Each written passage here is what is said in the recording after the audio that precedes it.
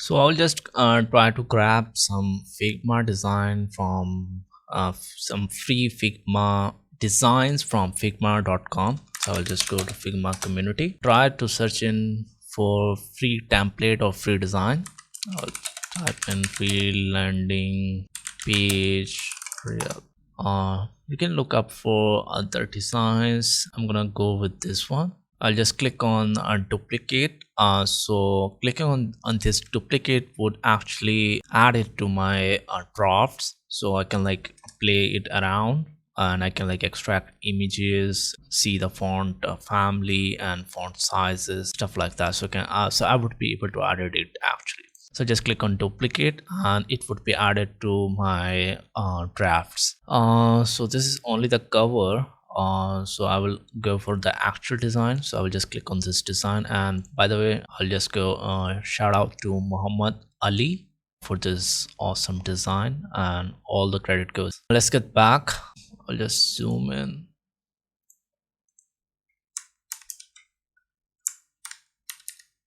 Now I would do what is actually open my VS Code, and I will try to create a new project. Okay, over here I will just create in a new folder for this video. I'm gonna say real estate landing page, or maybe just Figma to HTML.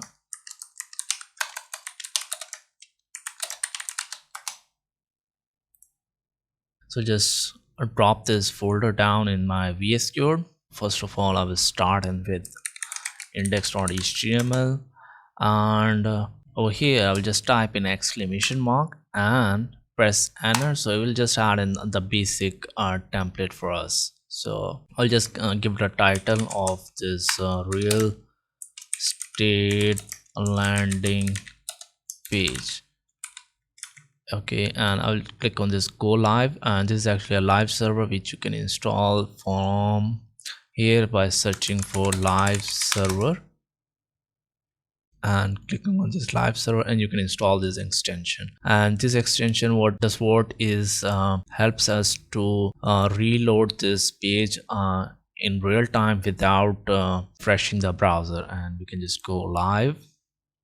Click on this go live, and I will do all the development in this Firefox, and I'll paste in this URL, and you can see this title just has just came up in our browser.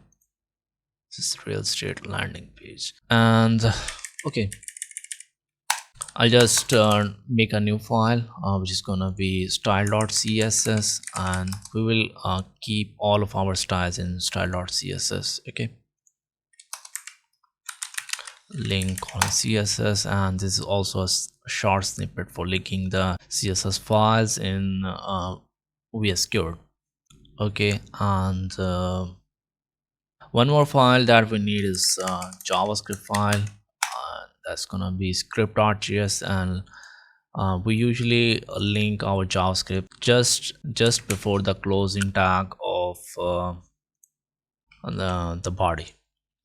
Okay, so I will say script source, and I will paste I'll do script.js, and I will add in an attribute called differ. So what it basically does is will prevent the DOM content related event from firing until the script. Differ basically will do is like prevent the DOM content loaded event to prevent like to be like fired. And we have design over here, and we will do our coding over here, and we will do the mobile first design. That means like we will we will convert this design into the mobile screen sizes first, and then we will go for the like iPads or laptops, tablet phones or tablet screen sizes, and then we will go for the desktop one. Nowadays most of the people access the websites from their mobile phones, so we'll design it using the mobile first technique. So for that you can like go for like clicking on these three dots, and then click on this more tools, and then click on this responsive design mode, Okay, so it will open up a responsive design mode for you. And also we can do is more tools, and then we go to developer tools. Where is this? So that is over here, and you can press in Control Shift I for this developer tools also. So you can just press in Control Shift I and open up it. And I will just decrease its size, so okay, like that. And I will just move it to the right size, just for my preference. You can go whatever you like. And I will open up a responsive mode by clicking on this, and it has opened up. So by default, like iPhones have like 375 pixels of width, and you can select on different phones, or you can edit it by yourself. So like for example, like iPhone 11 has, like you can see, like 375 pixels of width and 812 of height. So we will design it for like iPhone first. And if we see for like iPhone 12, it has 390 pixels of width and 844 of height. And we can see the iPad screen sizes, that is gonna be 812, right? So let's go back to like iPhone first. Okay, first of all, we have app bar, right? So let me just zoom in. So this is our website name. I think that's called Lugar. Sorry, and if I am like I'm not pronouncing it right, so I will just add in like some simple reset files, style sheet. Let me just close in script.js, static, and I will say box sizing border box. So what basically box sizing border box does is it tries to adjust the elements in a box when they try to flow, like if the browser tries to adjust them in the box instead of like overflowing. And by default, some elements like h1 p element and h2, some they have some like margins and padding, and so I'll try to remove the padding and margin from all of the elements by default.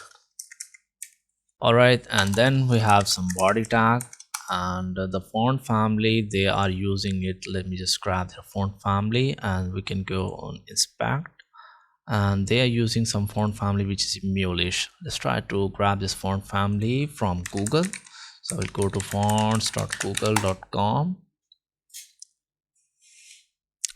I'll paste in mulish. Okay, so here it is. Let me remove this style, and I'll use this style. Okay, so let me just grab in light 300, regular one, medium one, semi bold one, bold 700, extra bold, and the bold 900 as well. So I'll just copy this piece of code to use this font family that is coming from Google Fonts. So how can we link this family in our project is by going to index.html. We have to link this file just before our CSS file that will link the custom file. We have to link this right here. So I'll just add in a comment over here, mulish font from Google Fonts. So we know where it's coming from. So paste in this piece of code, and to get in some like extra space from here, I will just click on this to move this on the, so we will have just some extra space to look for. Okay, so here our font family is perfectly linked, and I can press in Alt and Z to see like if whatever is on, if the text is like overflowing, it would come up in the next line. Okay, so this is a style sheet, and the font family that we are gonna be using is, actually we can just copy it from here as well. So just copy it, font family. Okay, perfect. And now if I go back to over here, let me just copy in the color codes, color styles. So this is the dark color, this is the blue color, this is the white color, and so these are basically the 4 colors they are using, right? So for the background they are using this color. So I'm gonna copy this code, and background color to be this one.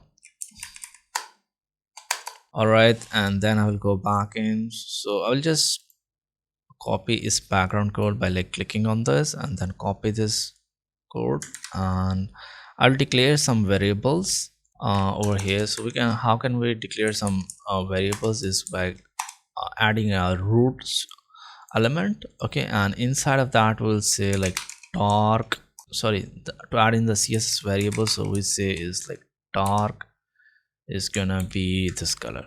Okay, so now this is a variable that we can refer. So whenever we will say like dark, is gonna refer to this hex code, and which is gonna be like a little black thing. And then we can go for the blue one as well. So we'll copy this one. We'll say the blue one to be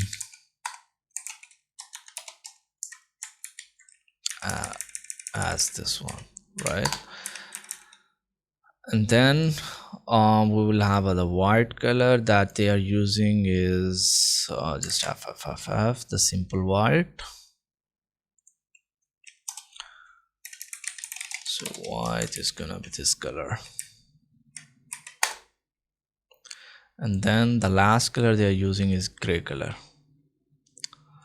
So I'll just go over here, say gray.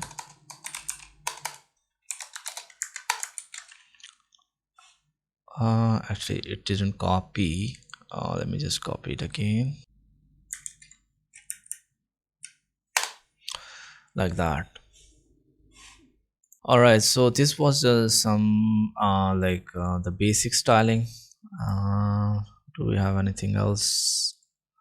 All right, let's start in with the napper first. For that we will start with the wrapper, and that's gonna wrap all of our codes. I'm gonna take a wrapper class that will wrap all of our codes. So I'm gonna say, so you can name it anything.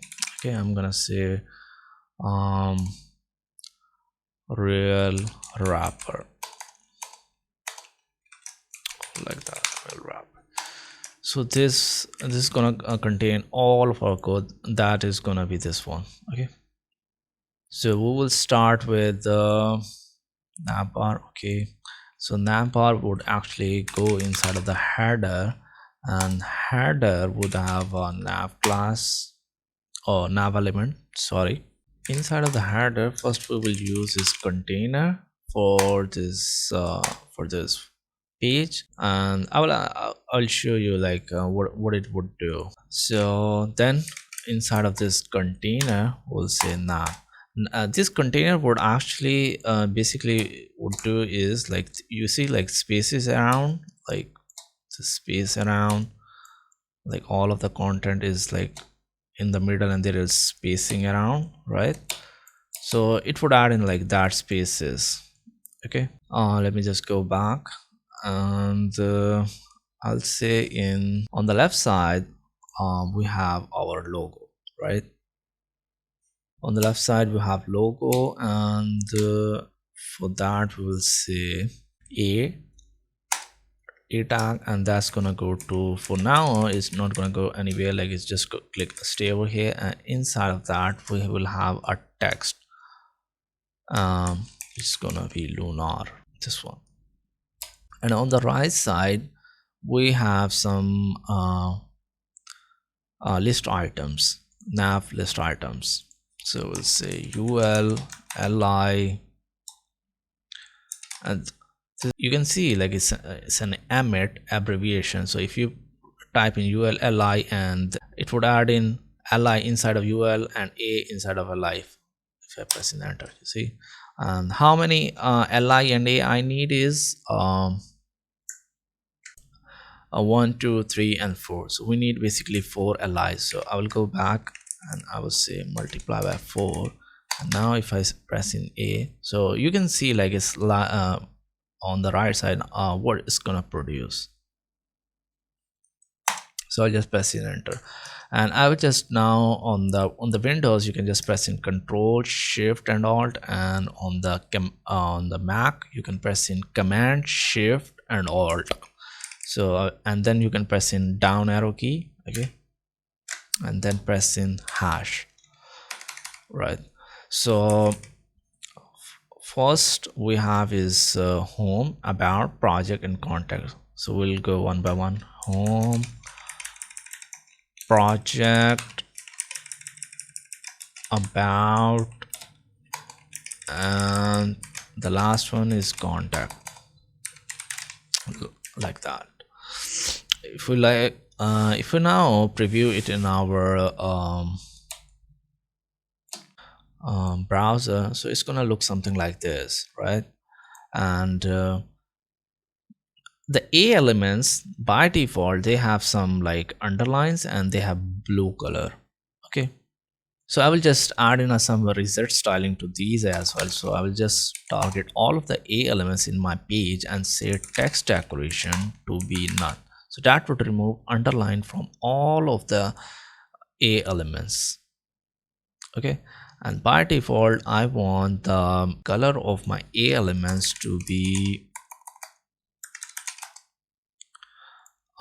whatever the color of this one is. So it's using 1832, that is gonna be the dark color. So how can I refer my variable over here is I'm gonna say variable and say dark inside, and it would automatically apply this color to this. All right, and if you go back in, so by default A would have this styling, and I want to add in some for example, like if I click on this and add in some spacing from left sides, padding 20 pixels from all the sides, we can see some bullet points over here, and which I don't want.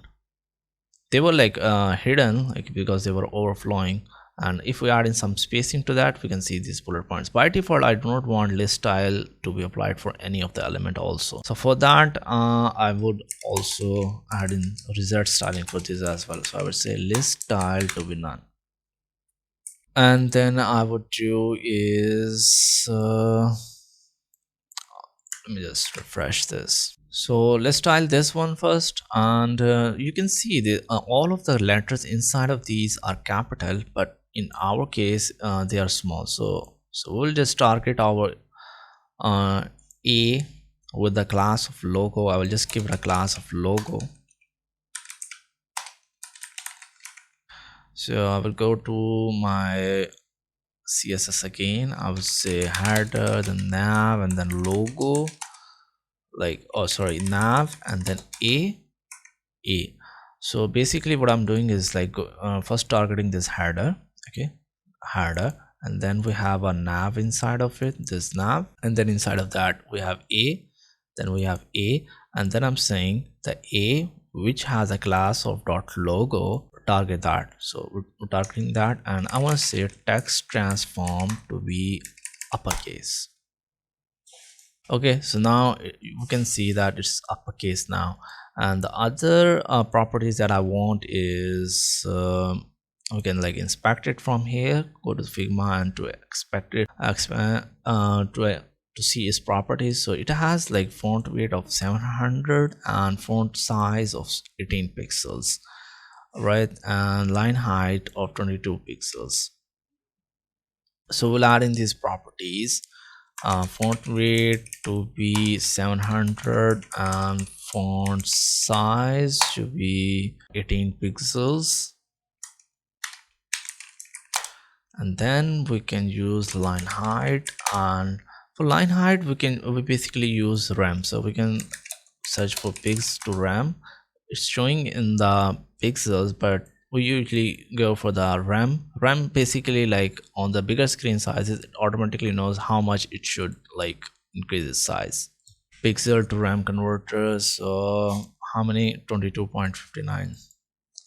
22.59 is 1.412 rem. So that is our logo style right here.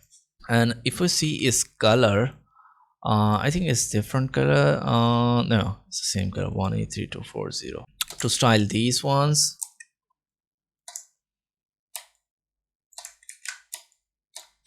I'll just click on these to get their font sizes, and they are using font weight of 400, font size to be 14 pixels, and line height of 17.57. So we'll go for header nav,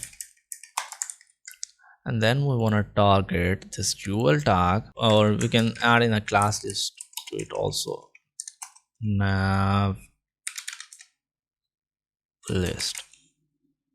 So we'll go inside of that UL with the class of nav list, and then we will say display to be flex. Display flex would do what is like by default they were like if you remember, they were like this, and display flex would do is like make them side by side. And if you refresh this, why they are not side by side, let's see. It didn't apply properly, the styling didn't apply properly. So header nav UL with the class of nav list header. Okay, so it's basically not inside of the nav, so that was a mistake. And let me just put this nav over here, it should be inside of the nav. Control Shift Alt, and I'll just indent this. Okay, now this styling should be applied, and you can see they are now side by side. And font weight 400, so I'll just copy this again, and inside of that I want to target A actually, because I want to apply the fonts to this A, right? UL, LI, and then A. Font weight to be 400, and font size to be how much, 14 pixels, and they are also like capital. Font style, actually font text transform to be capitalized.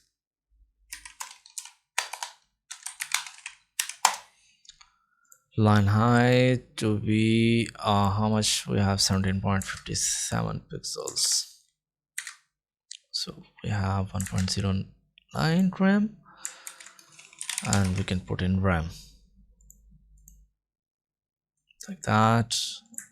Why they didn't apply, let's see. Text transform capital, oh sorry, not capitalized but uppercase. Capitalized is what, like only uppercase, the first letter of that, so we need all of the letters to be uppercase like that. And now I'll go back in on the mobile phone sizes. We don't want them to be like side by side. I just want them to be like one after the other on the mobile phone sizes. And they have like background color of this blue, right? So for the header I'll just go with the header, because I want the blue color to be applied on all of the header. So I'll just go with the blue, this one, blue. And now if we go back, we can see the header is all blue. And now I just don't want them to be shown by default. I want to like add in a hamburger button over here, like for example, like when we click on that hamburger, then they would be shown. Before doing that, let's just apply some other extra styling. So you can see that there is a like from top to bottom spaces, right? So I'm gonna save, we're gonna go with the exact space sizing on the desktop, but on the mobile screen sizes we're gonna add in some little spacing. If you like see on this desktop, you can see that it is like 30 pixels, but which we don't want on the mobile.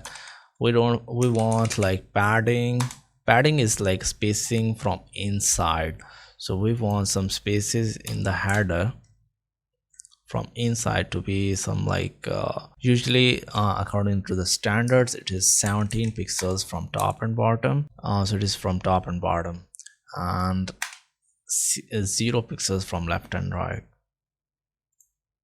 And to add in the like from spaces around, remember we took a class of container, so we'll add in some container property. So right here I will say container, and I will add in some spacing on the mobile screen sizes to be from top and bottom 0 pixels and from left and right 16 pixels, like that. So container has added some spaces from left and right, and also like they're like also congested, which I don't like. I will just add in some spaces. Just calculate this on the desktop, and we'll try to go with the half or maybe see 70 pixels of spacing. So we'll go with li, we'll target the allies and add in spacing from bottom, margin from bottom to be like 20 pixels, like that. And for the last item, I don't want the spacing for the last item. So for that I'll go back in and say not last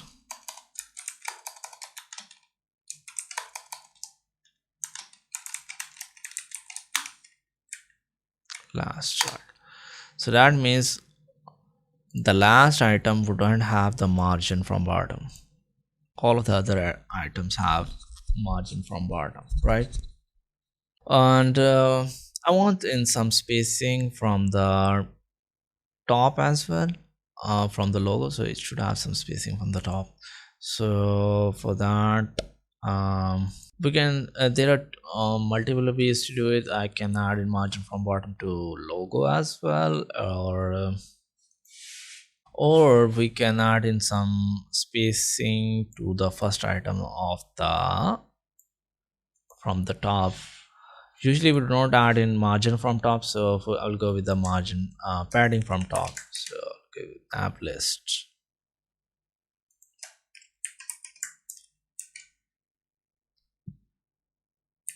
So I will go with only the first child this time.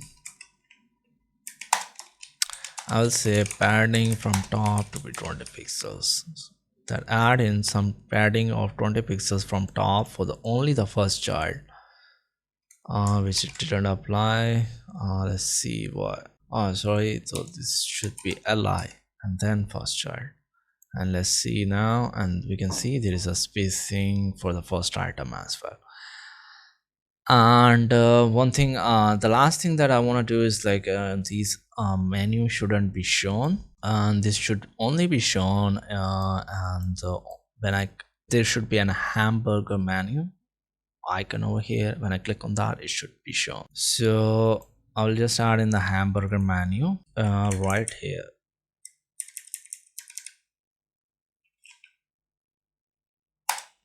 Button,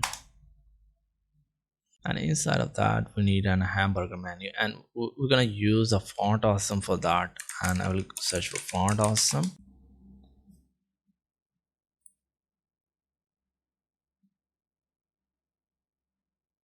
So you can just click on start for free and type in your email, and they will get send you the kit code for that. I already have one, so I'm gonna just copy the link from the email.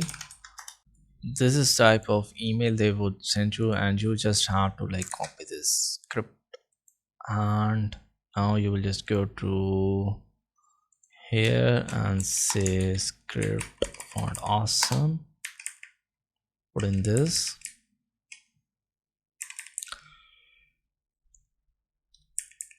and from here we can like grab in almost all of the icons are actually there. Just close this tab and open this one only, and if we go back over here, icons, and I was searching for hamburger, and I'm going to choose this one, bars. I'll just copy in this snippet code, and I will just have to paste this inside of this button, and this would add in the ham it's not showing. Let's see what. Sometimes it doesn't work for starting, but it works again. We're getting 200 response, everything looks okay, but it doesn't if come back in like few minutes. I'll fix it.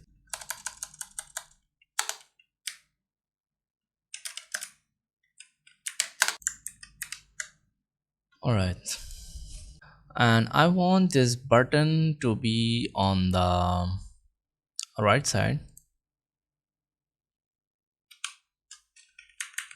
So for that I'll just copy these two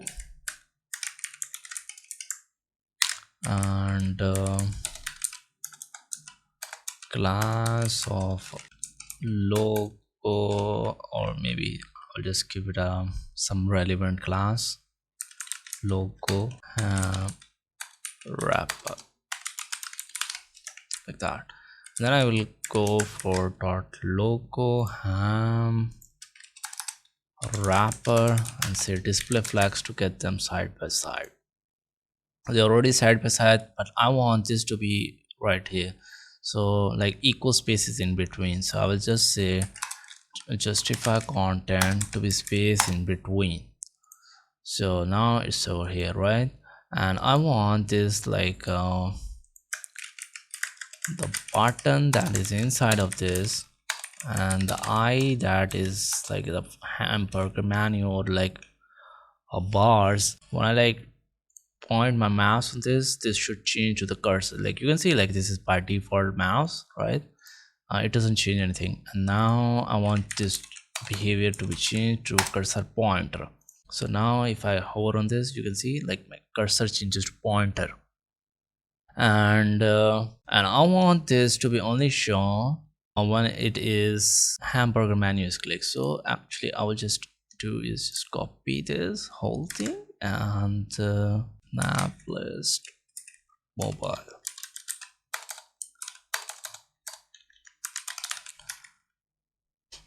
Okay, and like that, and I will have to go back in and change its class to also nav list mobile.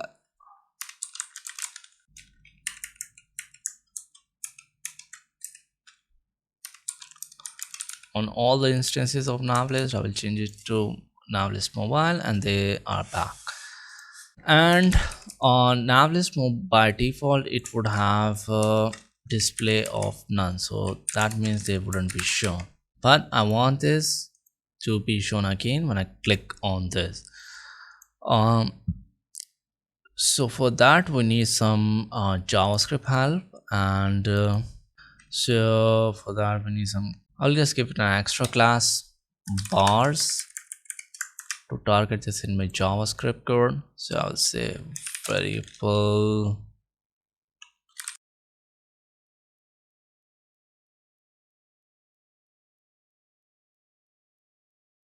and then when I click on this bars, so I will say bars dot add event listener.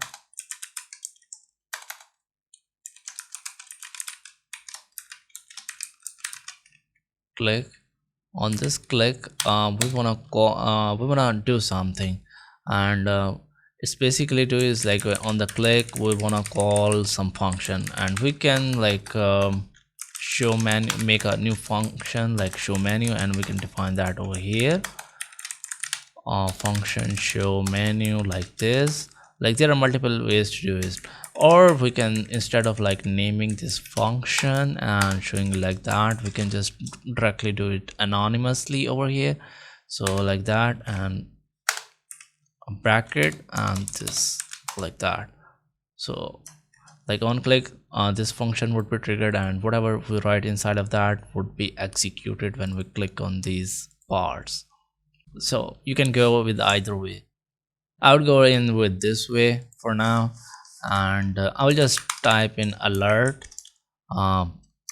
bars clicked, right? So if I click on this, and if I try to click on this, it should show an alert that bars are clicked. So let's check in. bars. It's not doing anything for why.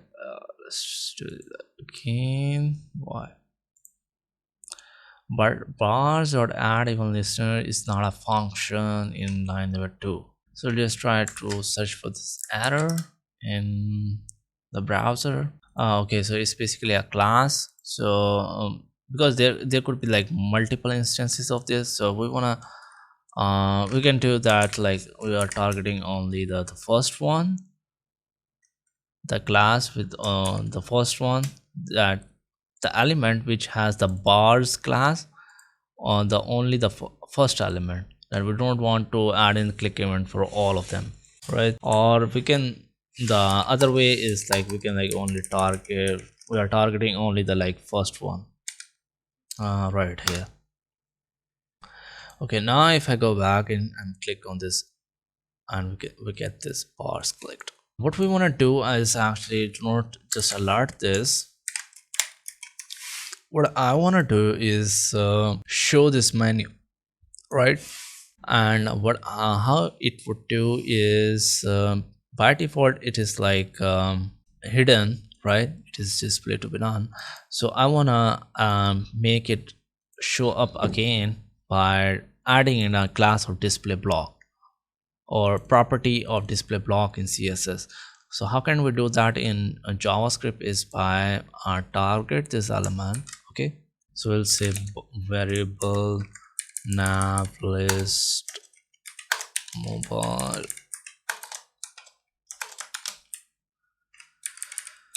equal document dot get elements by class name, same thing, then 0 the only the first one, and then I want to do is nav list mobile to have a style dot display and block. Hopefully that would work, and let's check it. If you click on this, it comes again, right? So if I click on this again, it should not show, right?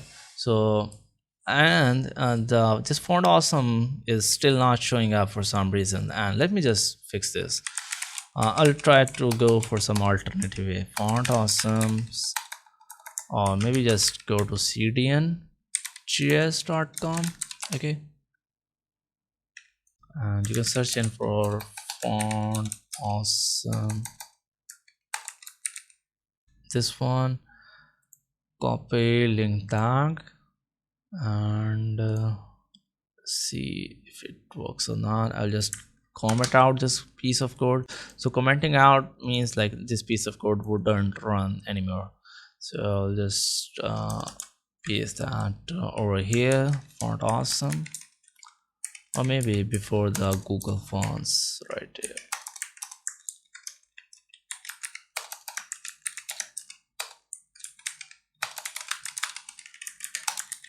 So let's try to check it if it's working now or now. Yeah, now this CDN is actually working. Okay, and but I want is like when I click on this again, I want this to be disappeared, and this should be, when I like open this, it should have like a cross icon. So let's implement that functionality. So for that I'm gonna do is so we need some like if condition. So I'll just comment this out. This should be uncommented. Okay, so I'll just check in if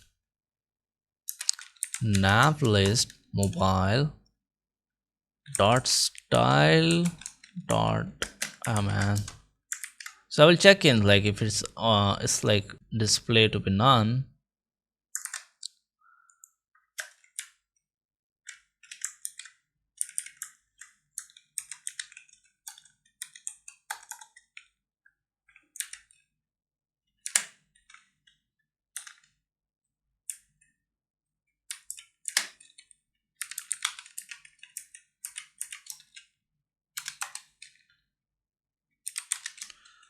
Nav list mobile dot style to be display to be block. So if it has a style of none, I will add in display of block. Let's see if it's work again. Else nav list dot style dot display to be none. Okay, it's working now. So if I click on this, set capture is deprecated, use element or set pointer instead for more.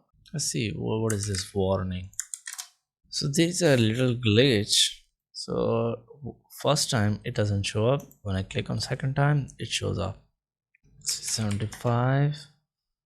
Let me go back in. So first, if it is block none, otherwise block. So now it works on the first run. All right. And also I want this to be like a little styled. So I'll just try to, you can click on this and then click on this to target this element, and then try in some properties over here. So I'll just say actually first button, I'll just remove the border to be none, outline to be none, background to be transparent like that, and then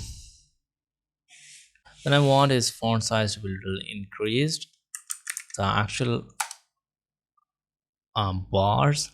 So I'll say 12 pixels, test in, maybe 20 pixels would work in better, right?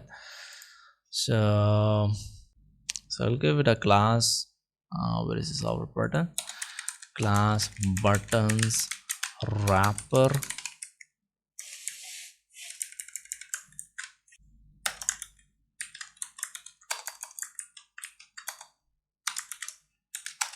And I would say border to be none to remove the border from that, background color to be transparent, and outline to be none, so there shouldn't be any outline on that button. So I'll say button to be more specifically targeting. And then I would say the I inside of that, which is a font awesome icon. So I'll just copy this.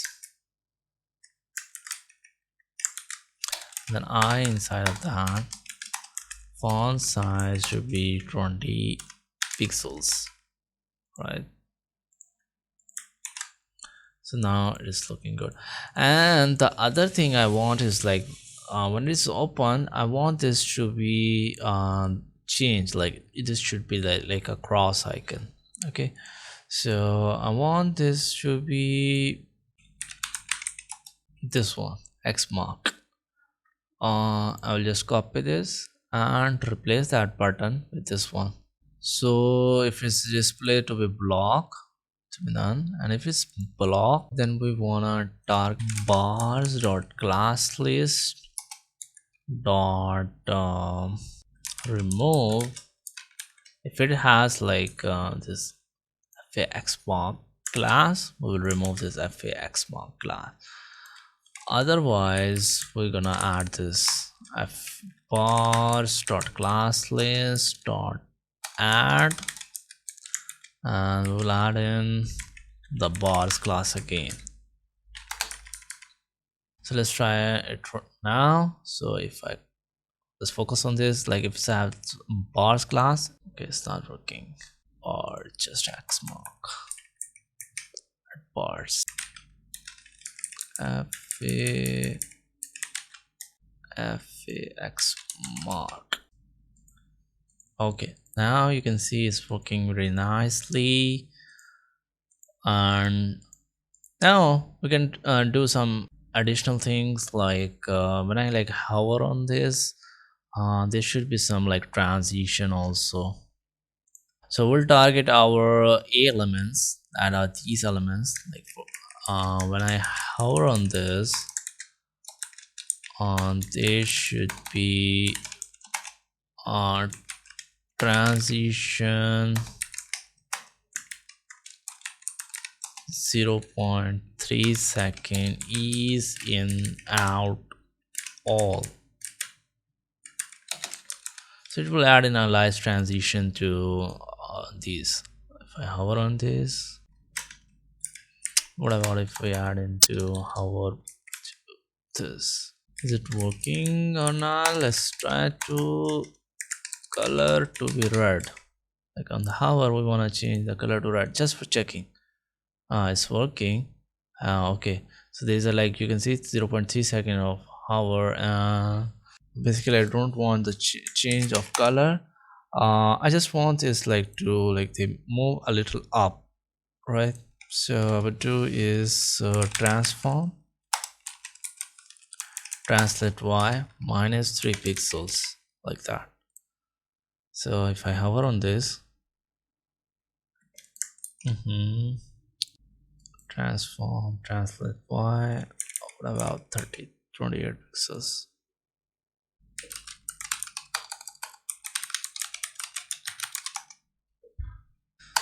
Translate doesn't work for some reason. Let's try to see why it's not working. What if we copy it and paste it over here? It's working. Without that, but why not work with hover?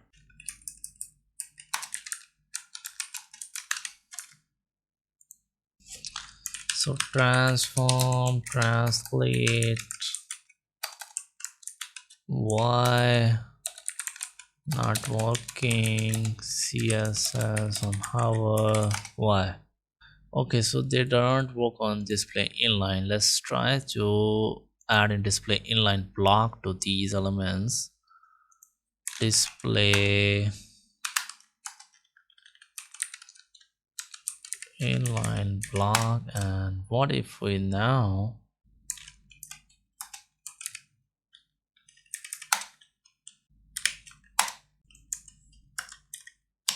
yes, if we add in block to these elements, they add in transform translate. All right, and I'll just add in display of block on hover as well. So if I now you can see I'll actually add in display of block over here. So you can see now they have like minus 3 pixels of nice animation with 0.3 second of transition to this, and we're done with the like a nav on the mobile screen sizes. All right, let's start with this banner. Okay, in this we have two things. On the left side we have some heading and then a p tag and then a couple of buttons, and on the right side we have an image for the desktop. But we're gonna do is like maybe put this image on the top on the mobile, or maybe on the bottom of this text. We'll see how it looks better. This is an arrow thing which is pointing out to this image that we will show this maybe on desktop but not on mobile screen sizes. Let me just port this image. So this is an image, and what about this thing? So what I will do is like I'll combine these two with the image as well. Okay, so I will just select this and press in Control or Command on the Mac and click on this as well. So now these two are selected, and then I'll click on this image as well. And now these three are selected, so I will just right click on these and click on group selection. And now this, if I hide this, you'll notice like these three are combined, and if I like hide these, all of these just go away, right? And I'll just name this as hero image, and click on I'll just move down, click on export, and I can see its preview as well over here. Okay, let's just export this. So I'll just make in a folder for images. where I'll drop down all of my images. For now I just have this one image. It has a lot of vacant space on the left side. We'll see if it doesn't look good. We'll just crop this image.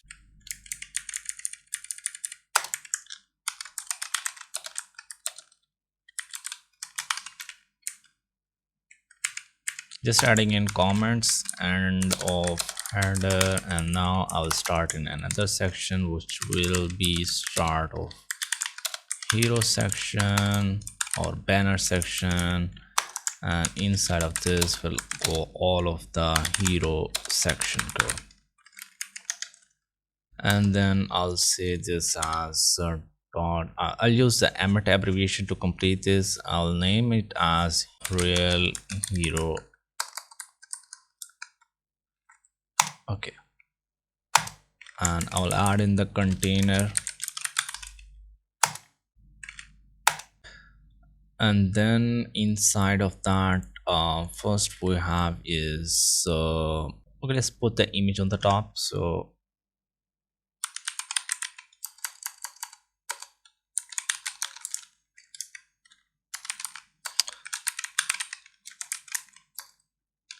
I'll wrap all of my content inside of this wrapper. Okay, and for the right wrapper, right content, right hero maybe, and inside of right hero we will have image. And what I do is all of the time, every time I just wrap my image in a div. Okay, so whenever I have image, so I'll wrap that in another div. Why is because I'll just give for example, like if I have to give it a width and height, so I don't want to like break down the pixels of an actual image, so I'll just give width and height to that div. In that way the image will not get its pixels broke, if that makes sense. Hero image wrapper.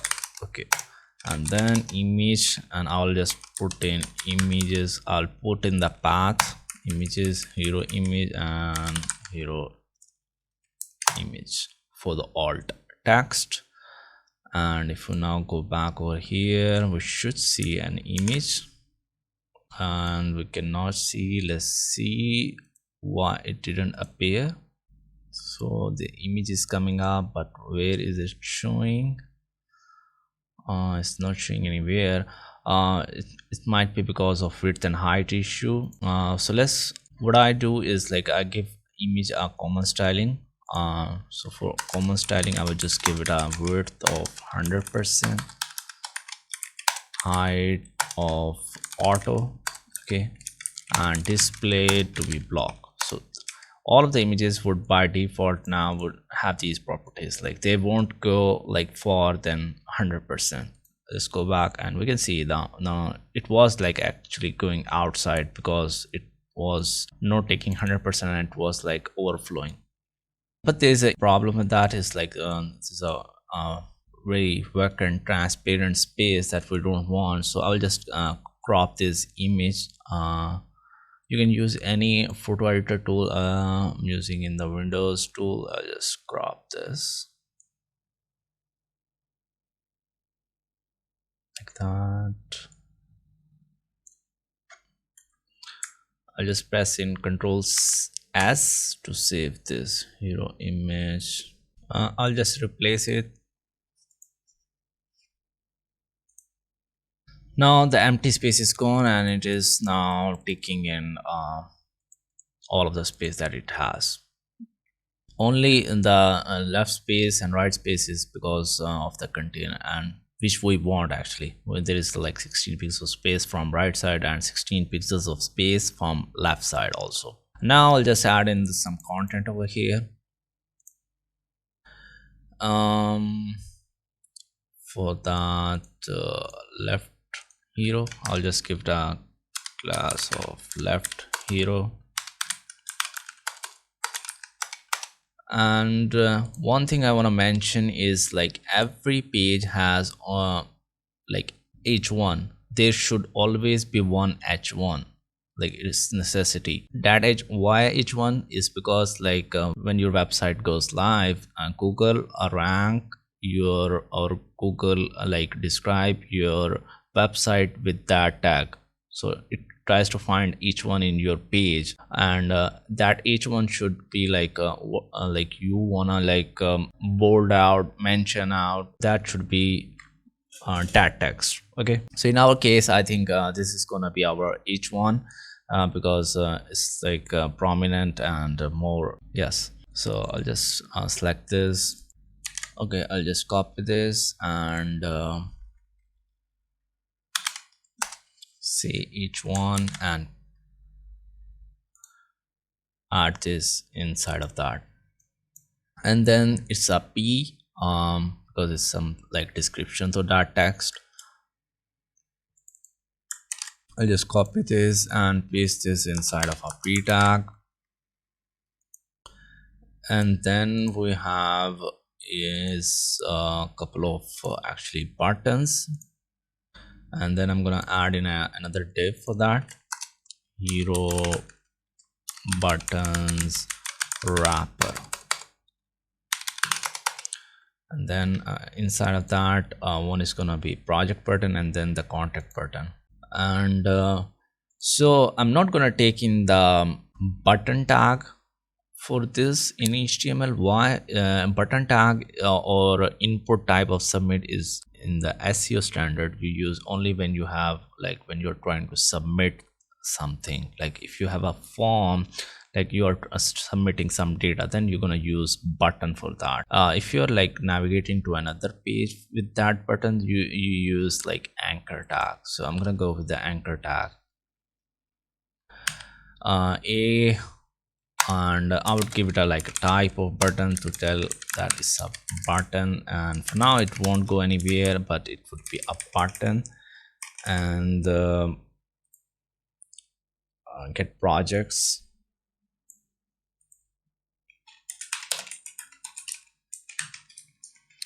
and the next button should be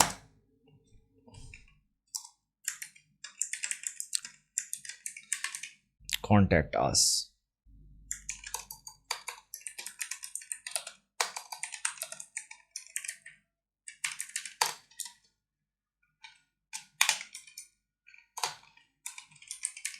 So these are two buttons, all right, we have added, and this is the image that we needed. Let's just style them now. First of all, the background is like the same color as the header, so we'll just copy this color again, or maybe we'll go with real hero. Okay, or I'll just add in dot real hero as well, because we need the same background color and same padding from top and bottom. Yes, okay, like that. And now what I want is on the mobile screen size, I want some margin from bottom to this. So I'll just say that to this, add in some margin from bottom to be 20 pixels. Okay, copy this.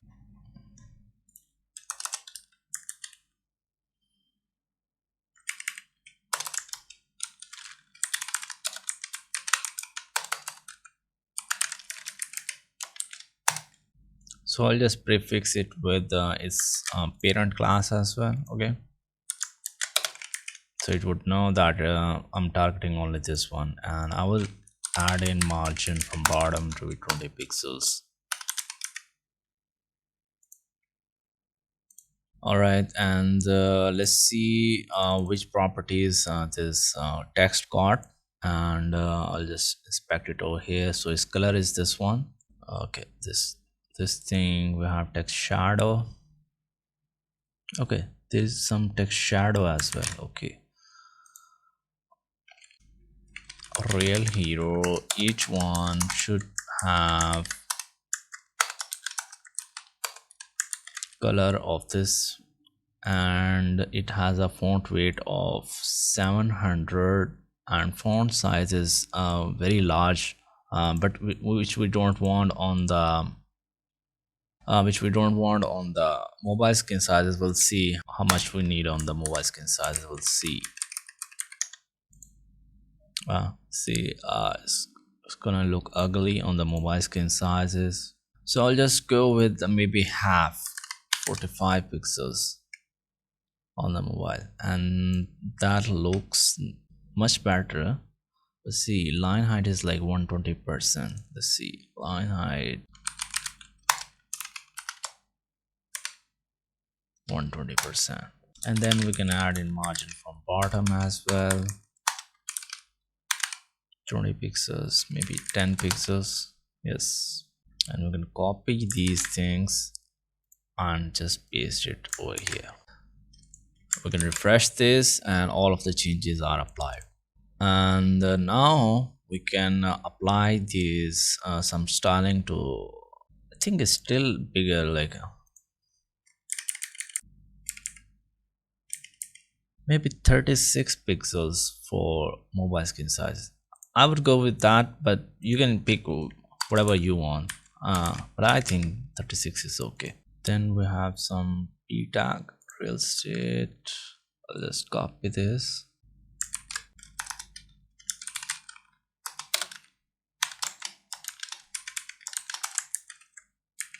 So we have dark color already, and we can use, instead of dark, that variable, we can use dark variable, and we can use color of dark by default actually. So now the all of these have by default the color of this one. Okay, so we can remove it actually from here as well. Line height is totally okay, font weight, font size, and we can use only I think 16 pixels for mobile screen size. And I would like just say left hero and then p, because there might be other p tags in one section. Okay, now it looks nice, much better, and we can add in some margin from bottom of 10 pixels to this p tag as well. Margin from bottom 10 pixels. Okay, now we have to style these buttons, get projects, and okay, it has a background color of dark and with a white text color on it. So I'll just target this to target these buttons inside. Okay, then I can like prefix them with these as well because they are inside of that. And I can say background color to be dark and color to be white.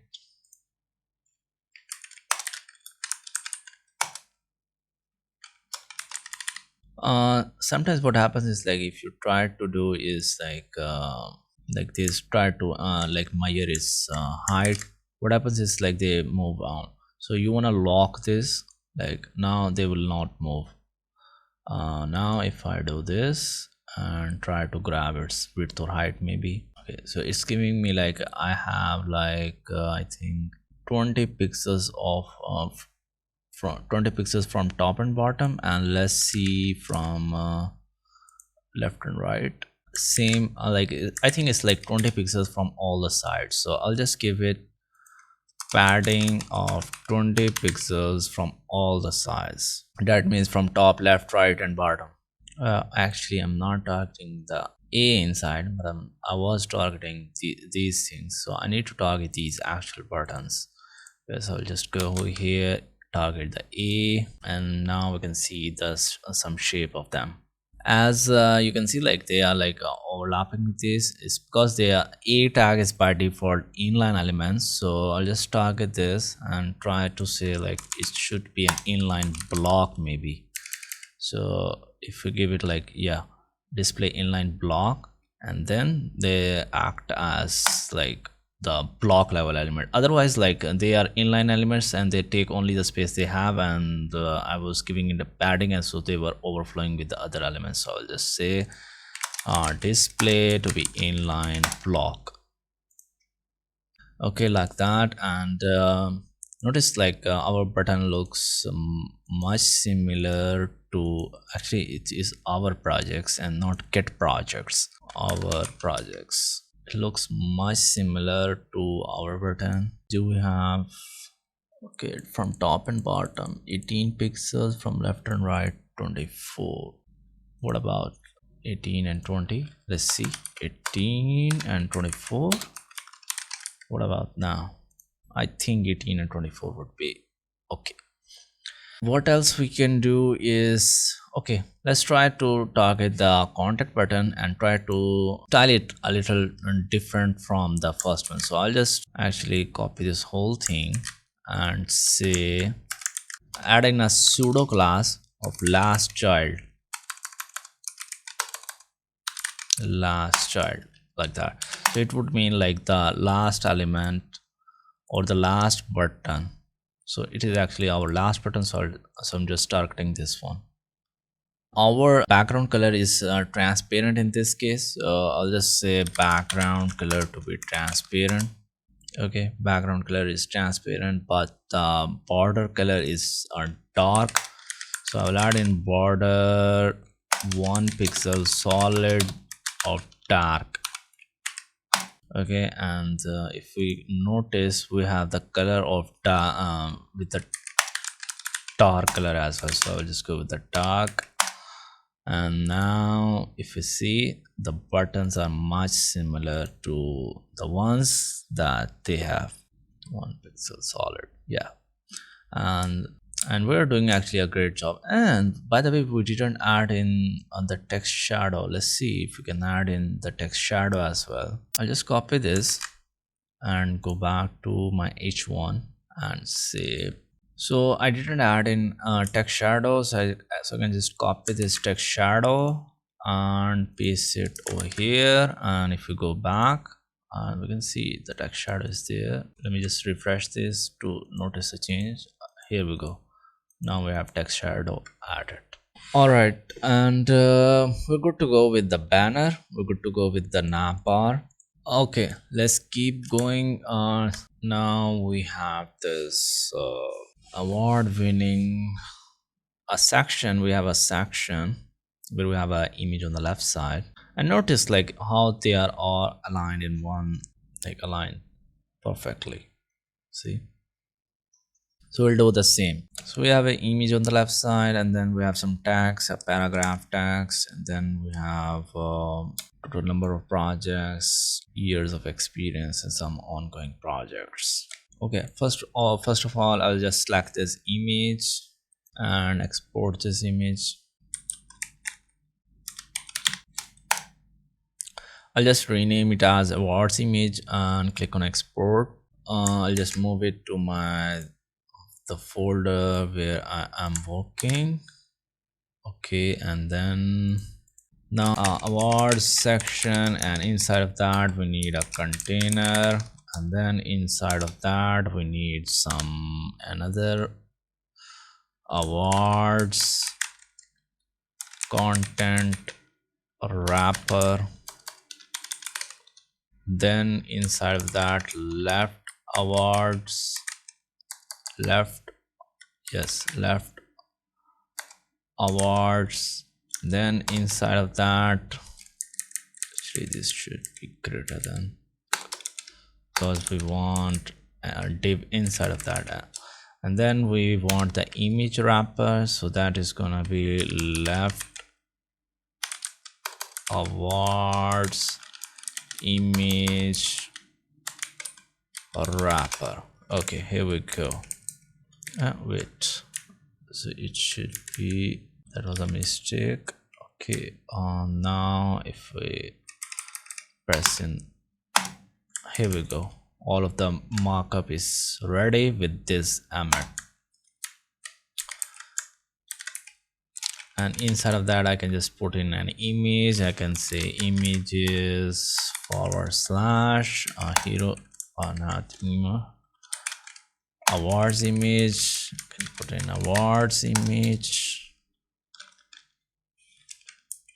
and then we can have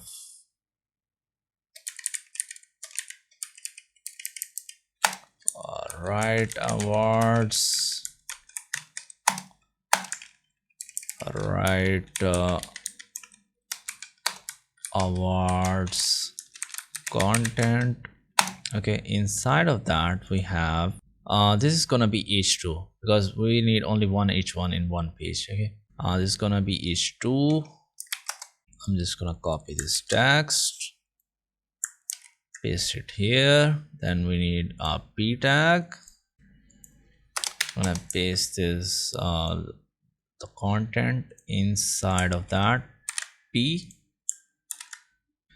And then we have previous projects. Okay, this is gonna be one div and then a couple of another div with their association. Like this is in one div, this is one div, and this one div, and this whole is like a one div.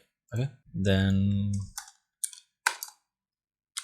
write total awards like that, and this is a heading.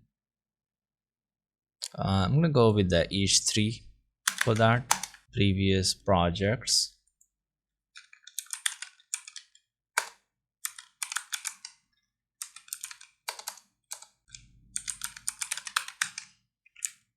And this actually should be inside of another div.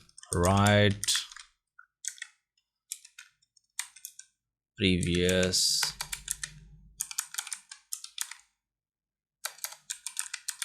projects. Okay, this move is inside. Then we need is this is gonna be a strong element or strong tag. Okay, and I'm gonna put this 34 plus. Why I'm putting strong is like we want to like emphasize this text. Okay, I'll just copy this div and or I'll just select all of these and give them one class.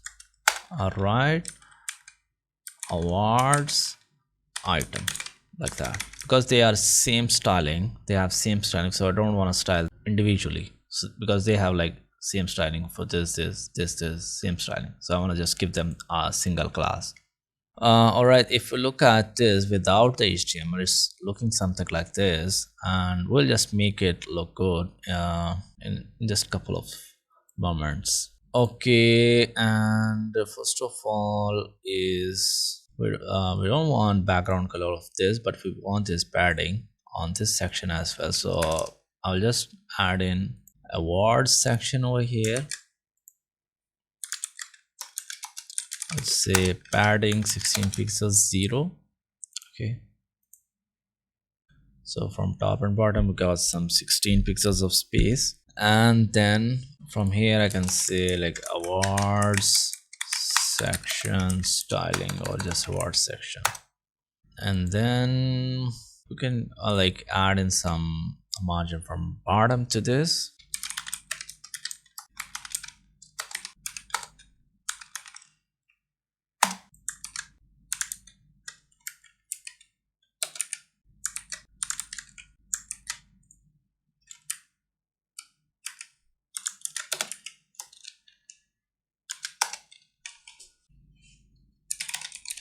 Margin from bottom to be 20 pixels. Okay, let's style this h2. We'll select this h2, already selected it, and we can inspect to see its properties. It has a color of this, some font size.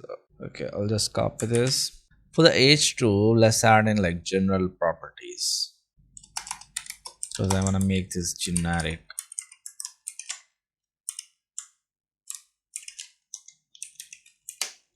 Font size is not gonna be actually 48 pixels. Let me just see like how much we can afford on the mobile screen sizes. We can go with actually 28 on the mobile screen size, and everything else is okay.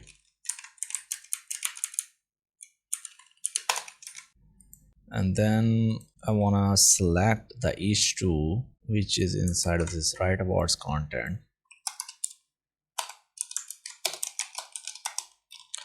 give it a margin from bottom to be 20 pixels, and this is inside of the right awards. Actually, I would just go with the 10 pixels. Okay, actually this text is wrong that I selected. I need to select this thing. Here we go. I selected this. Let's select this and it changes color properties. Okay,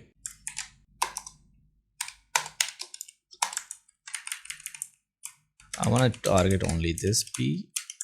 Okay, and I want to make P generic as well. Where is the P that I targeted earlier? This one. I want to just make this as generic, like all of the P on the mobile skin sizes by default would have these properties. Okay,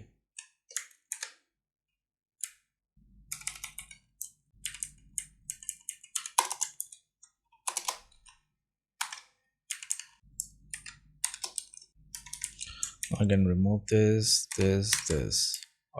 Okay, the color is this, and it's very hard to read, but we will have to follow this because this is totally up to the designer. It's his job. We just have to like make a ditto copy of this.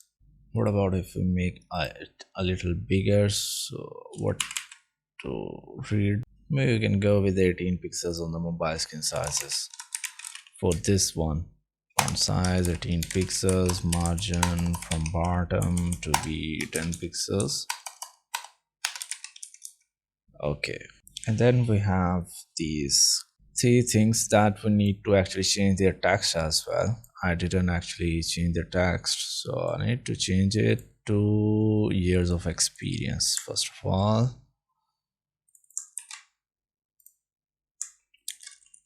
Then 20 year.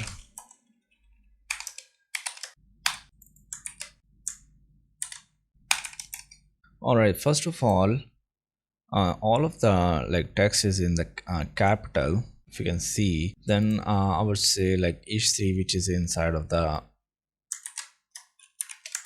right awards item,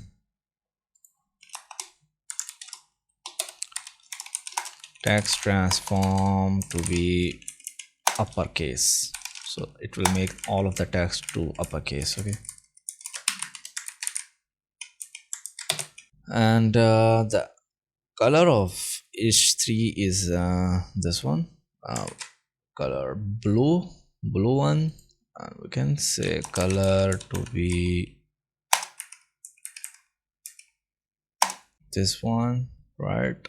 And we have font weight of 700, font size 14 pixels. Okay, let me just copy this.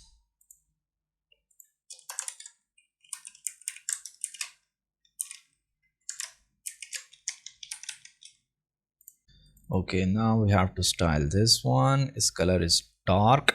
Okay, and that is already dark, so that we don't need that. We need actually these properties. Let me just put these properties, and we want these properties to be on our strong element, right? So I'll just copy this and say strong inside of that to target the strong.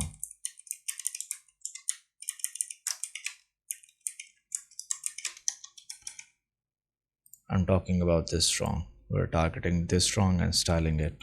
All right, and I don't want this big to be on the mobile skin sizes, so I'll just go with, maybe, let's see, actually let me just select this,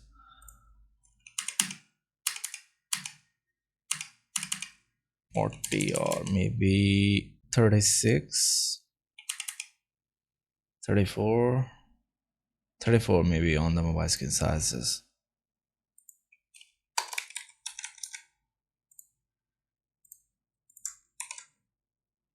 All right, and the other thing is like they are like, you know, if you notice, like they are side by side, so we want them side by side. So I'll just select the wrapper of all of these 3, and I will say display of flex. So now they are side by side. That is totally perfect. But I want this to now have a little bit of margin from bottom of the mobile screen sizes to be 10 pixels, like that.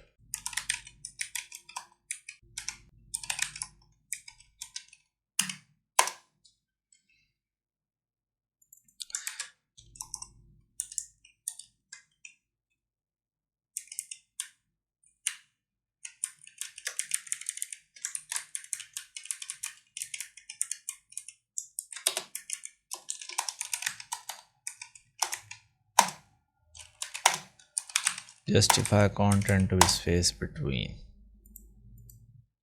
Okay, now they are side by side. Oh, actually, I forgot to add in margin from bottom. To this is 3, margin from bottom 10 pixels. Okay, here we go, and we're done with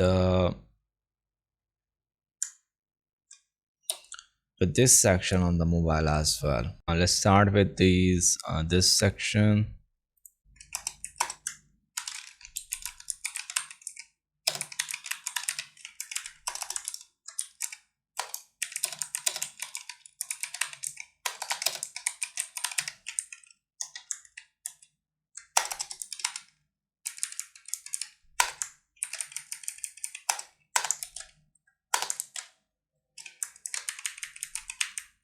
I'll just change it to projects.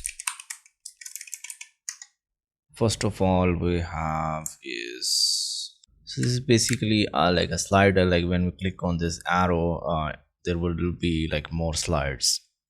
There's a heading, there is a paragraph, okay, and then there are arrows.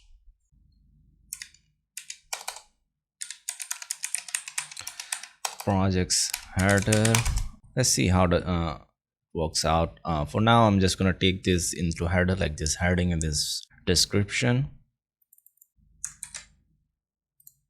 That's gonna be h2, and then we will have a p tag where we will put our description.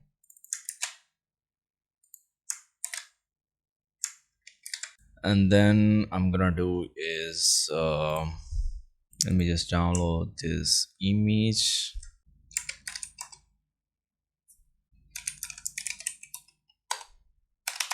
I'll just export all of these images.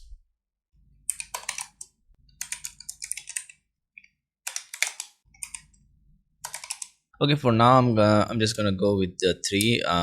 It's gonna be like dynamic. It's not complete, so I'm not gonna like consider this one. I'm gonna like pretend that there are only 3. I'll just put this into my project folder.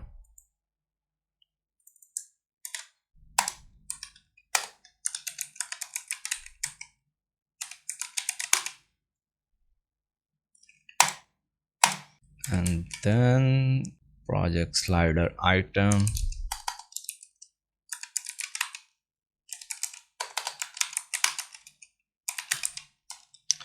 Inside of that, projects slider image wrapper.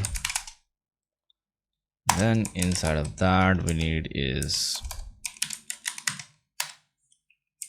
project 1 project, and then we want is project slider content, project slider item description.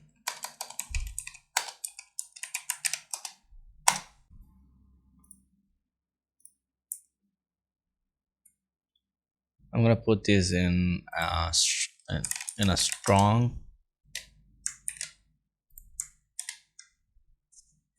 and this is an address, and before the address we can see there is a location icon which we need to grab from Font Awesome.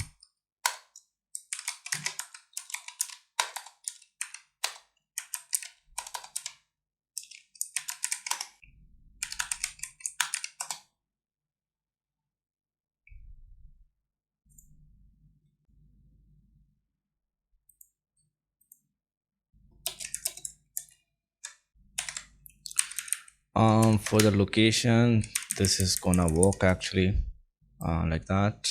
Okay, and I think that's it. Now we can like start styling it. I'll just add in from top and bottom 16 pixels to this section also, and then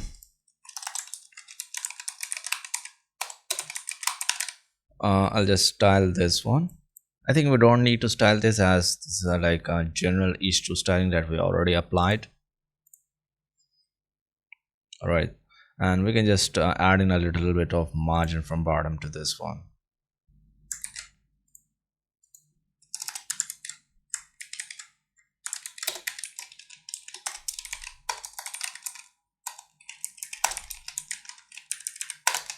And to P as well.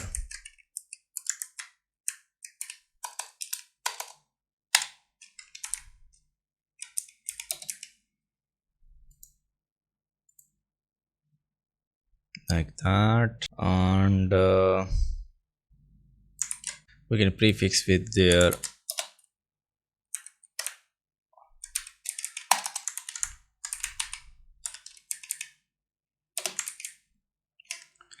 wrapper class. Okay, now I'm gonna target this project slider, and then I'm gonna target this one.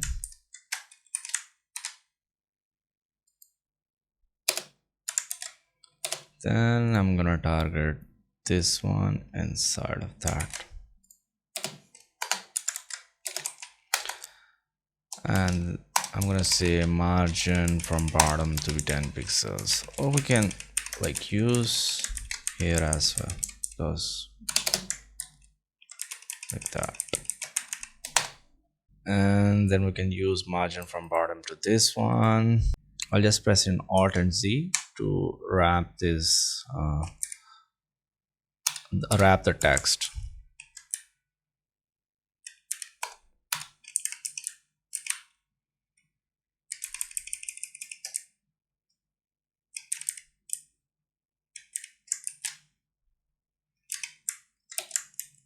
We want this on the strong, and we want this on the P as well. Okay.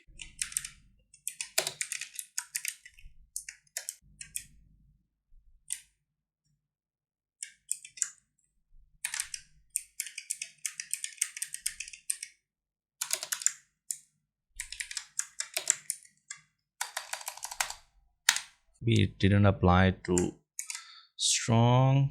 Let's see why it applied, but we cannot see is because this strong is an inline element, so we can give it a display of block. Okay, so in this way we can see some margin from bottom. I'll just copy this whole thing till here and add in a new rule, that display of block. So the block level elements have margin from can get margin, and we can see that as well on the screen. As we know, like we don't have only the one. Actually, let's style this thing. Forgot to style this. We have this in the center of the image and a little on the top of that. Yes. So project description.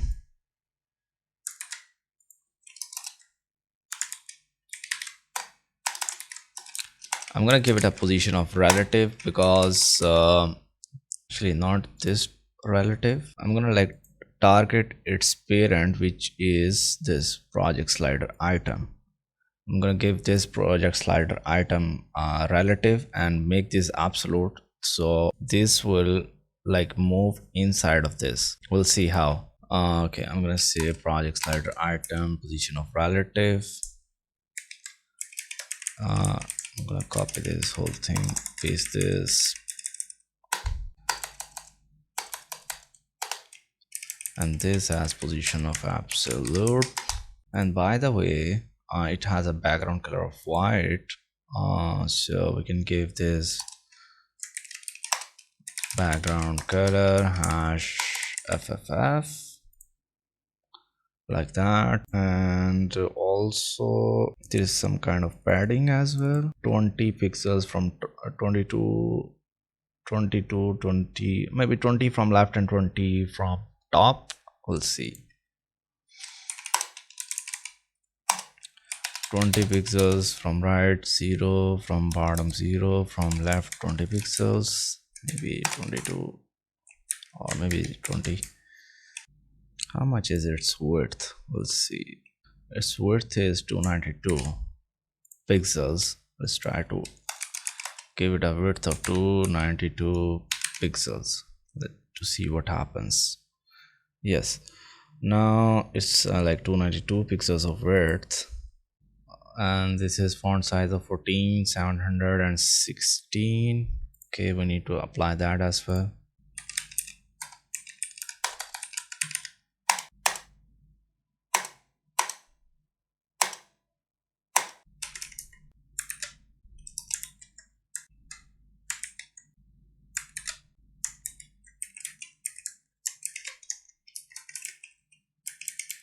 Okay, like that. And also we want this to be styled as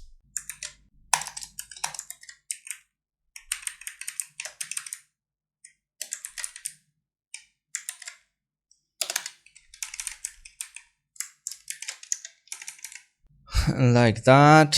And now what we want is to be in the center of this and on the top of the image, and we already give it a position of absolute. That means it can move, and we'll see how. So I'll just select this, give it a position of absolute, and we can give it from bottom 0 like that. So it moved inside of the image from left, maybe 50%. Okay, and we can give it a transform translate minus 0, 50% and 0.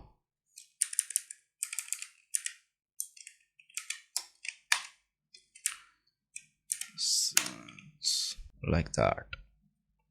And now it is like we can see it is we have moved this description in the center, and in the center with the absolute values. Like with the absolute, we are able to we can like move the element anywhere on the page. So like for example, like I give it like 100 pixels, so it will move like here. I can like move it anywhere on the page. So that is the benefit of position of absolute. I'll just copy these values, paste it here.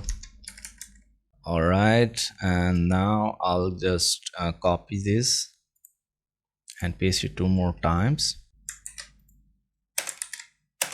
The image is on the top of the first one, which doesn't make any big difference for now, because we want to like move these images. Like for example, like we can, there are going to be the arrows, and we can like move the images like from left to right. So for that, like we're gonna make it a slider, and for the slider we're gonna use a slick slider, this one. You can go to this website. I'll drop down the link in the description as well. So we'll click on get it now, and we'll just copy these 2 links that we need, or the CSS one should be placed before this custom one. So I'll just paste it over here, select slider like that, and we can verify if it's working is HTTPS.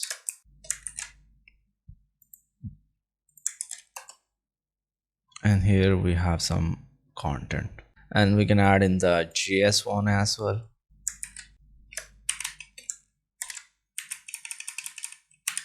All right, now what we want is like to make it a slick slider. We have some examples over here as well. Like we can see for like if you want like show single item, you can just add in like the wrapper class of this and add in a slick, and it would be like this one. If you want to show multiple items, we have different thing, and We're gonna use this one, but we'll add in a little bit of customization as well. So let's go to our JavaScript file, and I'll just paste it over here for now. And we're gonna do some other things as well. I'm gonna add in jQuery as well, because we might use some jQuery CDN, or we can just go to this website cdnjs.com.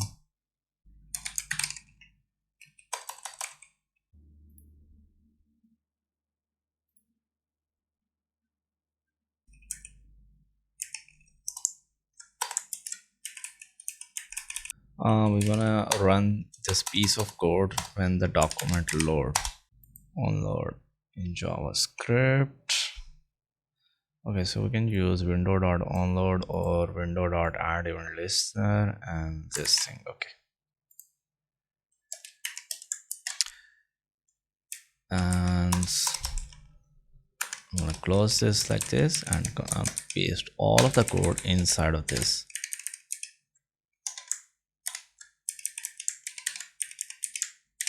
And by the way, this shouldn't be responsive. We will target the class which we want to make slider.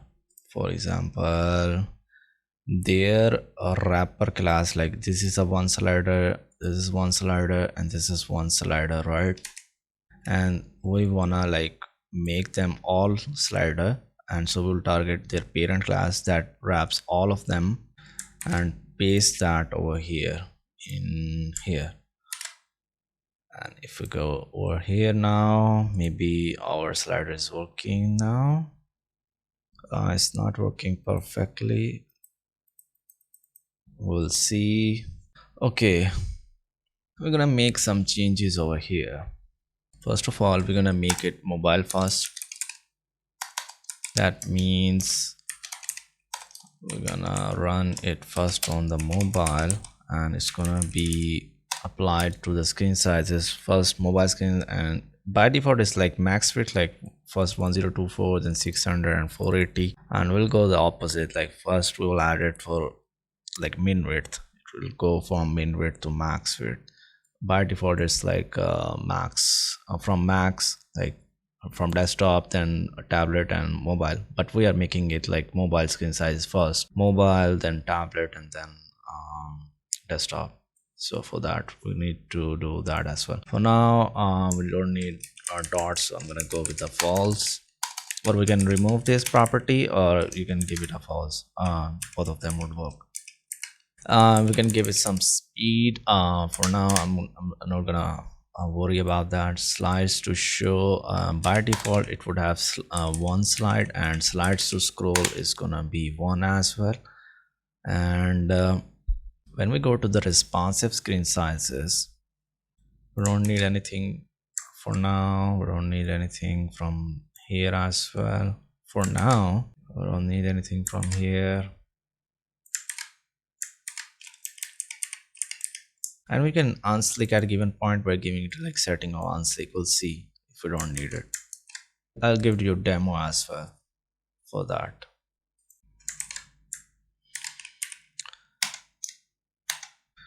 Okay, project slider, select track, project slider item. It's showing 3 items at a moment, but we want only 1 item at the point.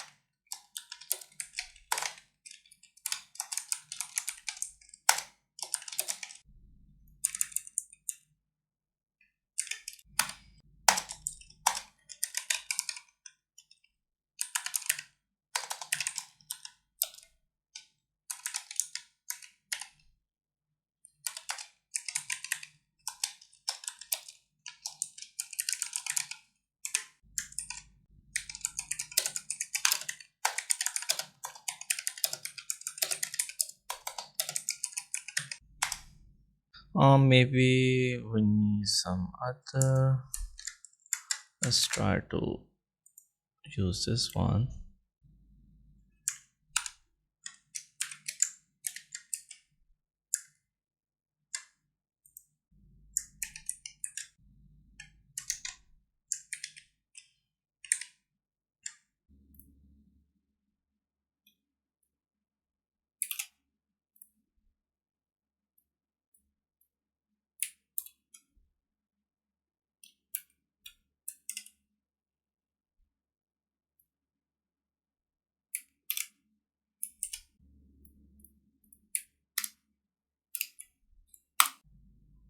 Yes, I think that was some issue with the Slick Slider version or file, and it's working fine. But we cannot see this thing properly. Let's see what's the issue with this. So I'll give this the index of 99. Actually, it's 2. Let's give it as the index of 2. I'll select this position of relatives, the index of 1, the index of 99, relative.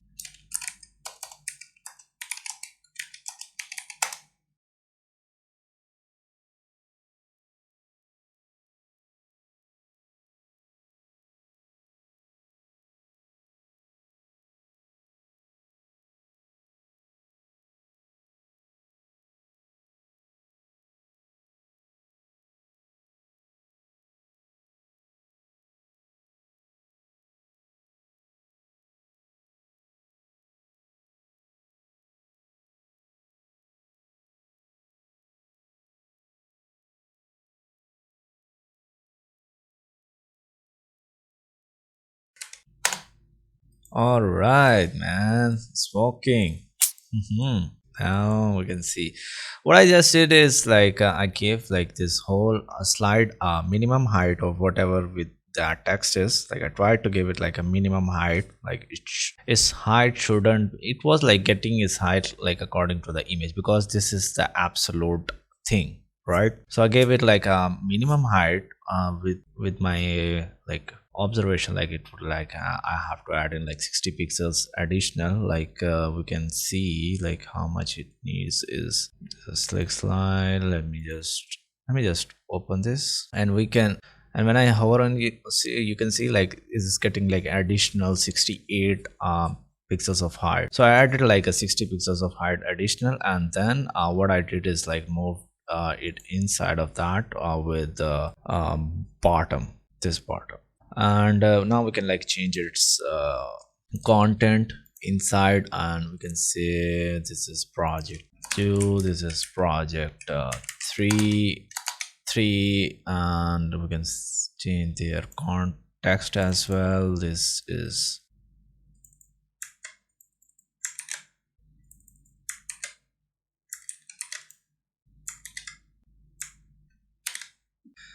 all right, super fancy, super clean, and we're good to go.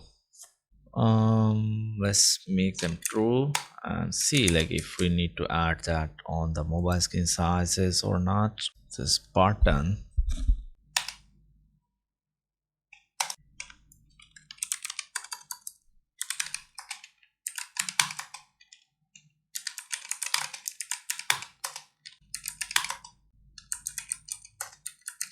so these are some of the properties that come up with the button, and if we remove them, the button is almost gone. And we can add these properties to button with the slick arrow, and then we will just customize it with our button with the slick arrow.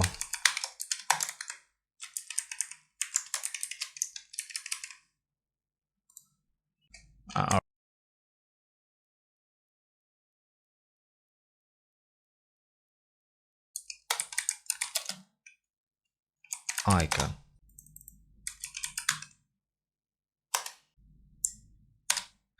FA arrow left long.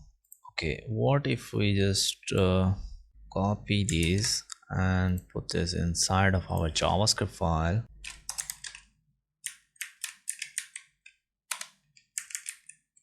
Yes, we're getting the arrows, and we're getting actually angles. We want them the arrow. So for that, we can change it to FA arrow left long. Okay, FA arrow left long.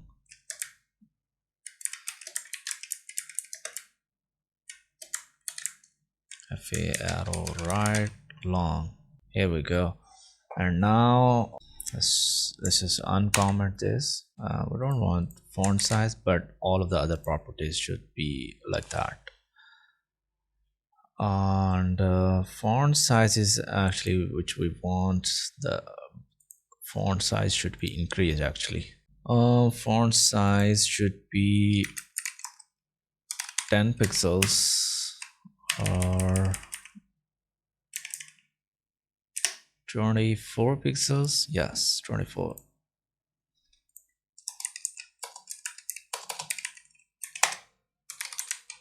Like that. But we want these arrows at this position, both of these arrows. One is coming here and one is coming there. I'm gonna give them position of absolute. I'm gonna say top 0, right 0, top 0, right 0, width should be 20 pixels, the index 99, and we are getting it over here. Fine and fine. We can remove this width, and we can add in a little bit of more space from bottom, or no, we can say from top should be minus 20 pixels, minus 30, like that.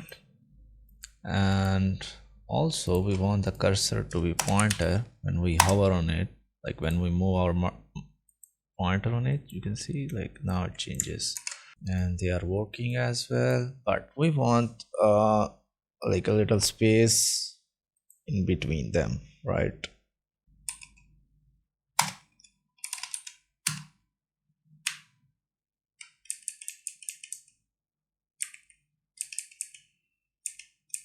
Like that. 30 pixels for the left one.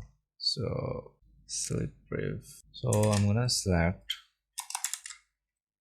button dot slick arrow with slick brief right 30 pixels. And now if we refresh this, if we move forward, we can see, if we move back, we can see this again. Move forward, move back, and we have a nice custom slider ready. Wow. And we can like move it with our mouse as well. That's so cool. By the way, we can change its color as well, and we have some let's see, its color is blue, so we can change their color to blue, like that.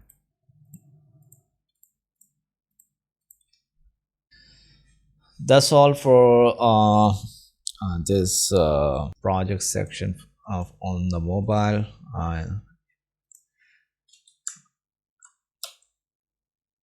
Then we have this section. Let's start building this section. Go to index file, just gonna copy these things.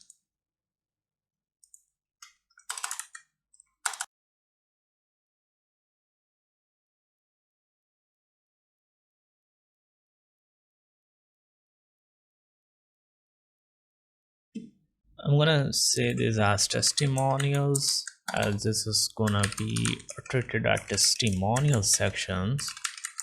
Testimonials. Okay, let me just select this also. testimonials, and the issue is gonna be this thing.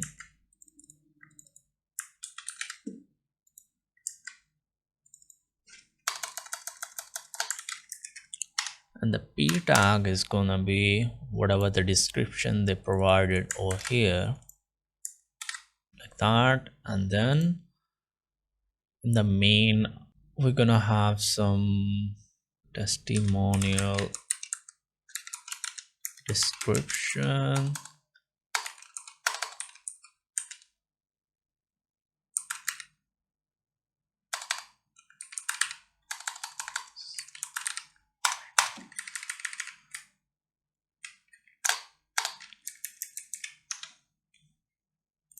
Okay, like that. And on the left side we have an image. Okay, and testimonial, wrap that with an image tag, and then we're gonna add an image, actual image tag, and I'm gonna download this image.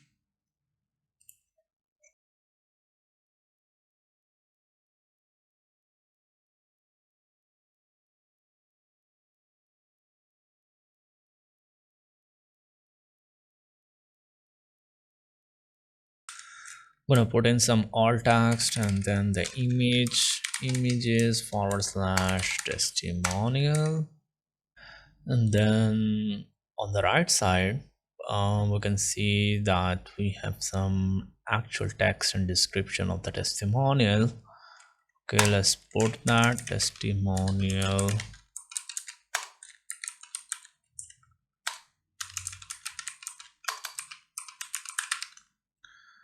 description content. Okay, and inside of that we have h3. Okay, this is gonna be h3.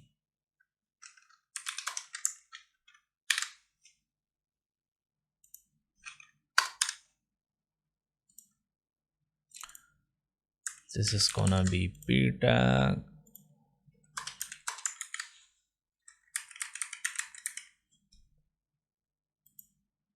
And then this is gonna be, there is a arrow which is gonna be the slider arrow. This is the slider arrow. Okay, which shows that there could be more than one, right? And then we have this strong tag.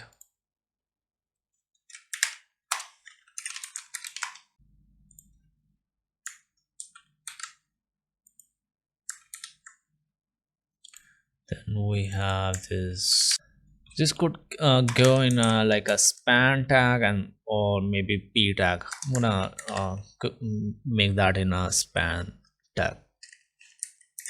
So if we look at this without any styling, here we have this thing, and then that is the only thing we had for the HTML. And this is gonna be with the CSS. Okay, we're gonna add that, this group, quotations.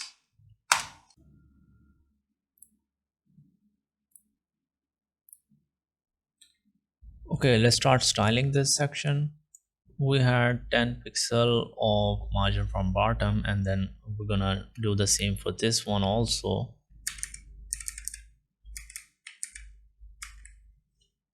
Or actually I'm gonna just make a new comment, testimonials section.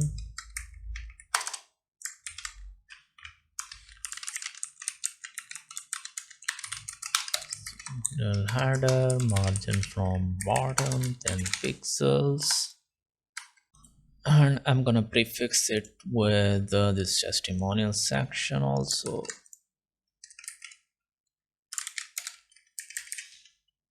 And then we have this p tag. Let's see its styling. The color is the same. Let's see, we're not gonna change anything for this on the mobile. We're gonna do pixels to pixels on the desktop. It's gonna do it and add in a margin from bottom to the p as well, like that. And then if we go here, then we have on the mobile screen sizes, we're gonna do this same like this, like the image is gonna be in the middle and then the text. But on the tablet or desktop screen sizes, we'll follow the design as we have less space on the mobile. All right, I'm gonna add in some margin from bottom to the image.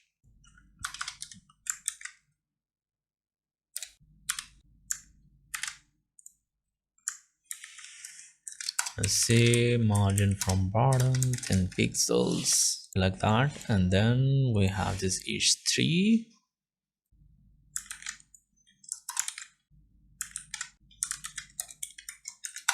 So we're getting font weight of 700, size 32, line height. Let's just copy these things and paste that over here, but we're not going to use the font size 32 pixels on the mobile as it's going to be too large. We'll see how much we can afford for the mobile screen sizes. We are using font size of 28 and we're going to use less than 28 for this h3 actually. So let's see font size, how much we can afford, and also we're gonna do less, how much difference is between. So there is a 8 pixels of, okay, and I think I'm gonna go with 22 pixels and 28 like that.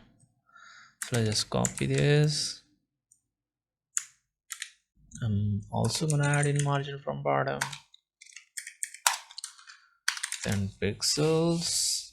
Then we have this p element. I'm gonna make it like that, but just gonna add in 10 pixels of spacing from bottom. We can use 5 pixels for now. Yeah, 5 pixels. And then we want 5 pixels of spacing. Okay.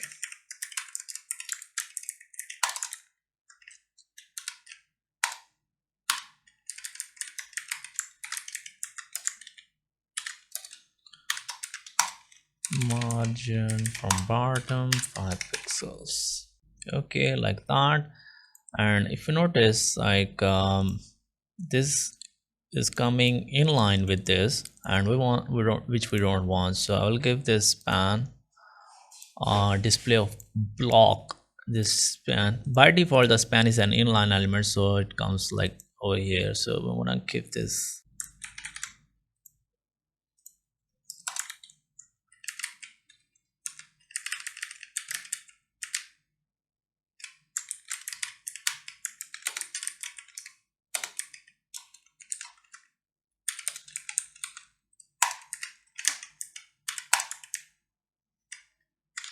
Display block.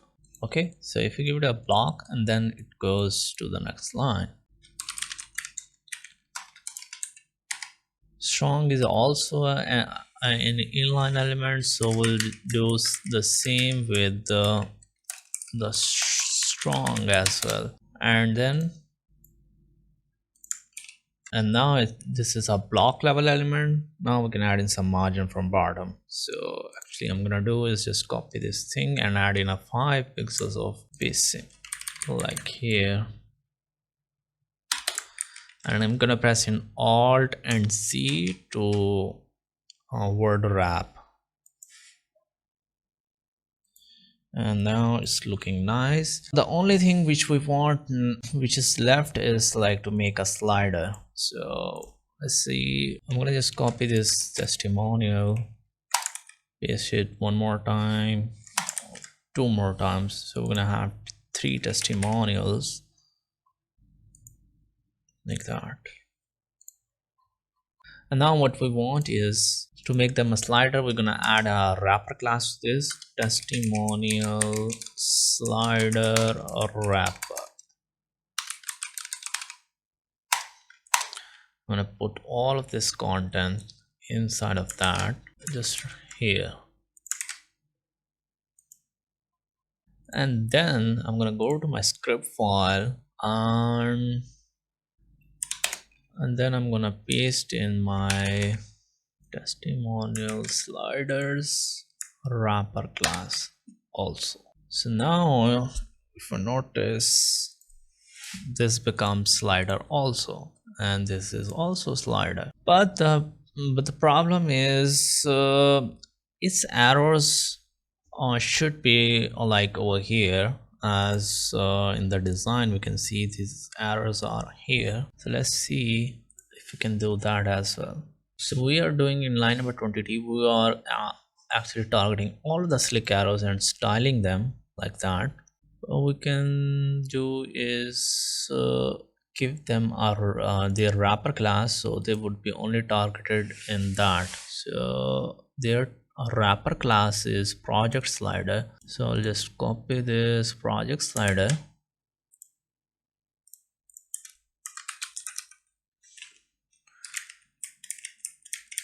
and say project slider over here, so they would only apply to the project slider.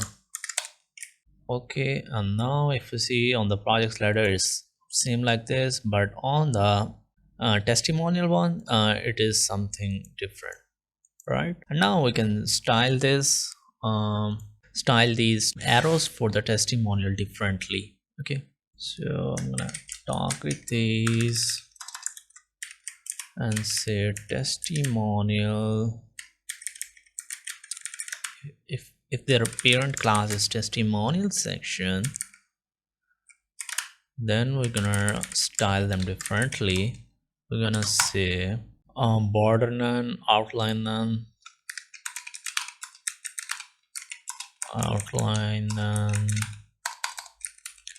background color to be transparent. Okay, like that. And if you notice over here, their color is something, no, not this one, this one, color to be this one. No, see, no, why is this color not being selected? Let's try to select this one. Hopefully that's for this one. Why is not selecting the color of this one? So it's looking different over here, but when I try to even export this, it looks something different. Okay, all just do is let me just copy this over here. I will just use another tool to grab this color. I will use this ColorZilla extension which is in the Firefox to grab its color. Yeah, this color which we want. So now I'm gonna do is just paste over here. Didn't copy this color. Why it didn't paste over here? Okay, like that. Okay, here we go, and now we should see this color. Oh wow, awesome. Now we can increase the font size. How much font size did we give over here? We can do the same for this one. 24. Okay, font size 24 pixels. And then now the only thing we want is we want these to be over here, right? Is it okay to put that on the mobile over here?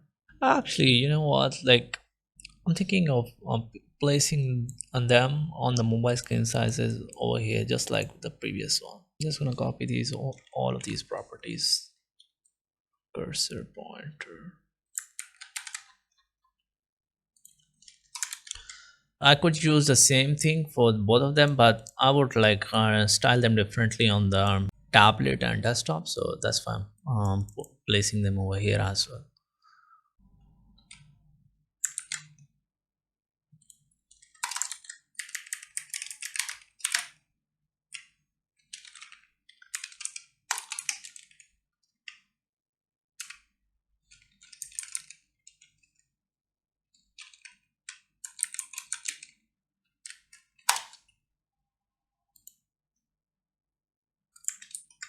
Okay, the only thing missing is this position of relative, which is select slide already done. Okay, and position of absolute. Okay, so just over here I'm gonna put in position of absolute so they can move from their normal flow. Oh, okay, perfect. 1 2 3, here we go. We can go back. So fast, so nice. All right,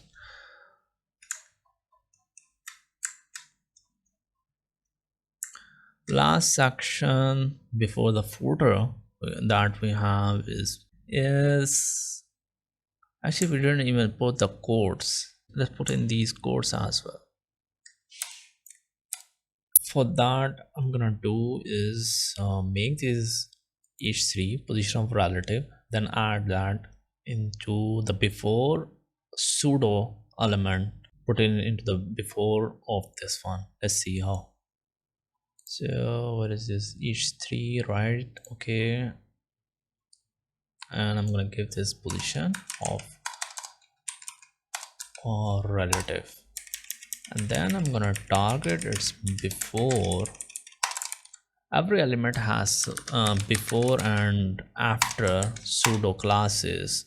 So before means, let's see over here, if we expand, it won't come here. Before means like if we add something in before, it would come over here. If we add something in after, it would come over here. So every element has some before and after, and when I will add something over here, content, and you will notice that in the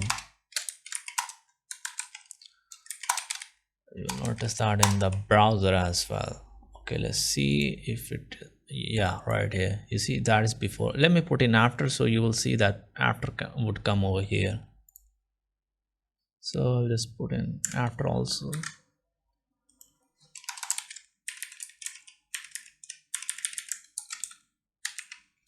So you can add some content with the before and after pseudo classes also. This is before, this is after.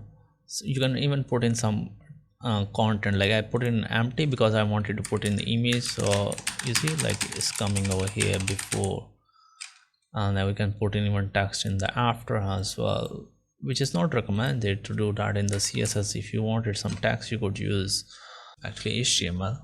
If you want to like something fancy that you cannot achieve with the HTML, that you can use with the, then you can use before, make that content empty, and then that pretty as well. So let's see how can we put our image over here. Let me just remove this as it was just only for the demo. I'm gonna say background image to be URL // oh, actually only images / quotations, like that. Background position to be center for now. Background size, background repeat to be no repeat. Background size should be contain, and from top it should be 0, from left it should be 0. Let's see how it looks in the browser, and then we will do some modifications. Nothing came up. Let's see why. So let's just give it a width of 100%, height 100%. Okay, like that, width and height 100%. And now we can just move it over here. It looks so big on the mobile screen sizes, so I'm gonna just give it a width of some pixels, 20 pixels, or maybe 100 pixels. Now see, 60 pixels. From left it should be 0, like that. Okay, perfect. And then from the top it should be like over here. Actually, you know what, I'm gonna keep these properties and move the text a little down. I'm gonna say padding from top 20 pixels. I don't want padding from top to be 30 pixels. Now I want is, let's give it a 40 pixels. like that. Looks much better. How is it in the design? Yes, from top minus 30 pixels, and in the h3 we can do is padding from top 40 pixels. Here we go, looking nice and clean. Okay, let's move to the next section. In this, again, contacts section, put in this, gonna close that.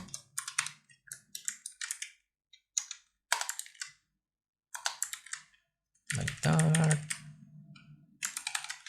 Contacts. On the left side we have an image. Okay, contacts.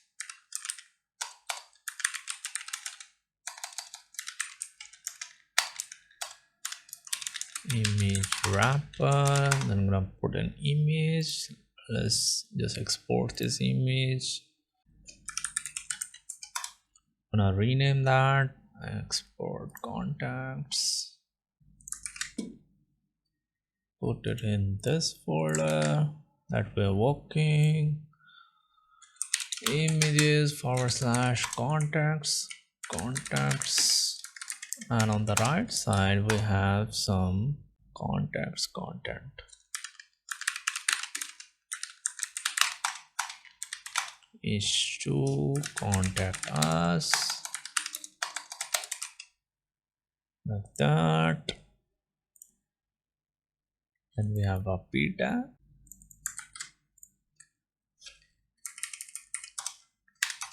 And then we have a form button. Oh, sorry, not a form button, the actual form. Let's say just contacts content. Then inside of that I'm gonna add in a form. Action is gonna be for now nothing, it's not gonna do anything. Then how many fields we have? 1 2 3 4 5. Okay, so input of text. So this is gonna be, let me just make it bigger so you can see it better. First, I'm gonna give it a first. Just gonna copy this, paste that. Last, like that. Then we have an email address, then we have a phone number. Okay, actually they have a placeholder as well, so I'm gonna put in placeholder. What is the placeholder? First name. It has a placeholder as well. Last name. Then we have an input with email. Okay, name is gonna be email, ID is gonna be email. Okay, placeholder is gonna be email address, like that. Then we have is phone number, input tell. I'm gonna say phone, ID phone, placeholder is gonna be phone number. Then we have this is a big text area, so this is gonna be description, so I'm gonna use a text area for that. Description, ID is gonna be description, and then placeholder or description. And the last thing we need is the button.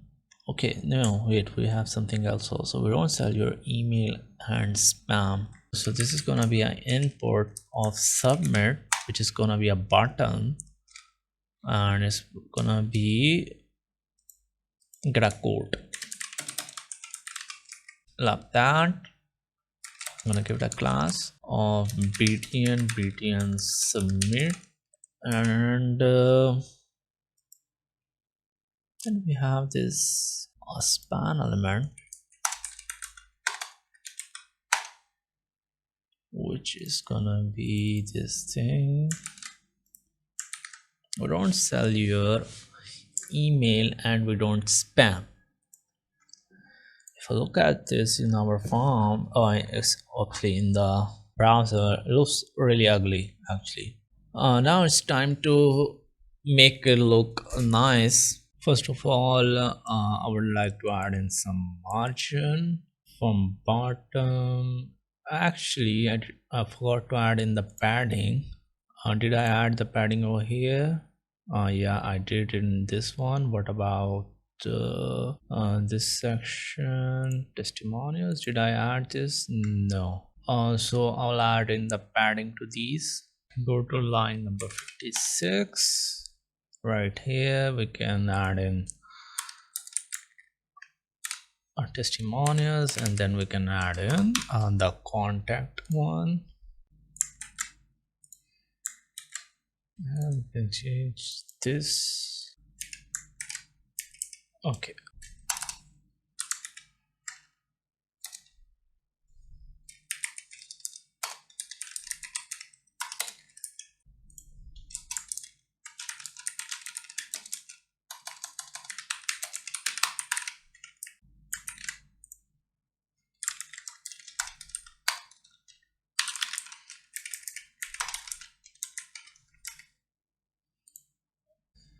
Okay, and then I would like to add in module from bottom to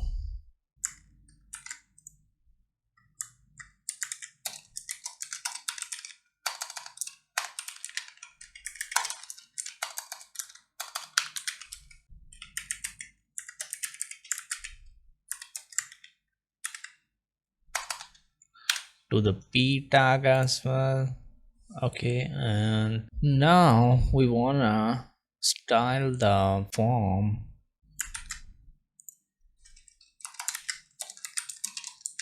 First of all, I wanna style all of the inputs with the text and the email and telephone.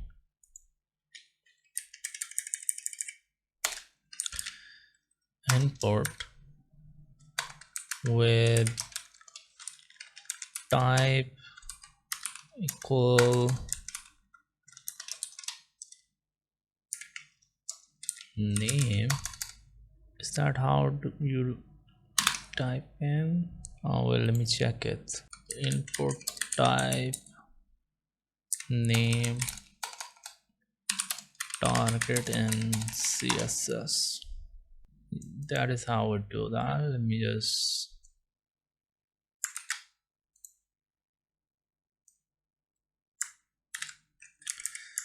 type equal to name, or sorry, type equal to text.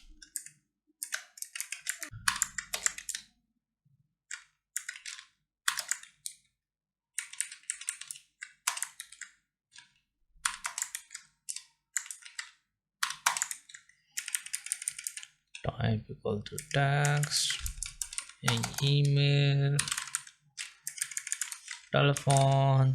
Okay, and yeah, we don't need the fourth one. Okay, which properties we need for these three or these four actually? First of all, the color is this gray.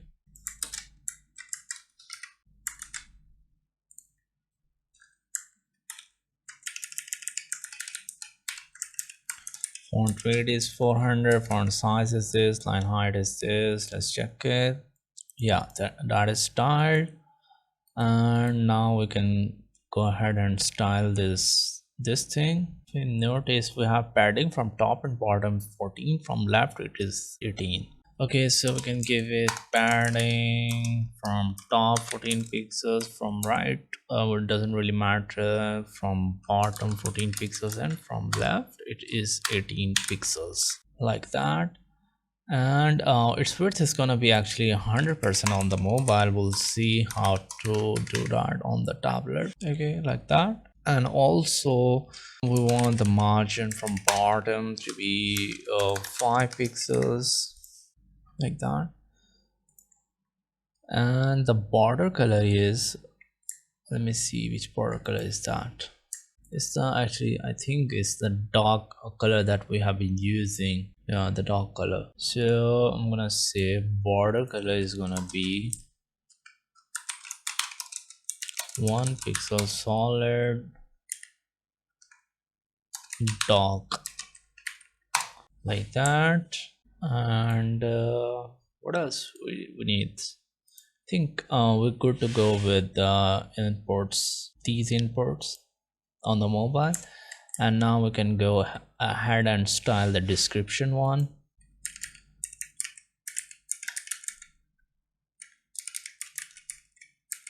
You know what I'm gonna do is apply the same styling to text area as well.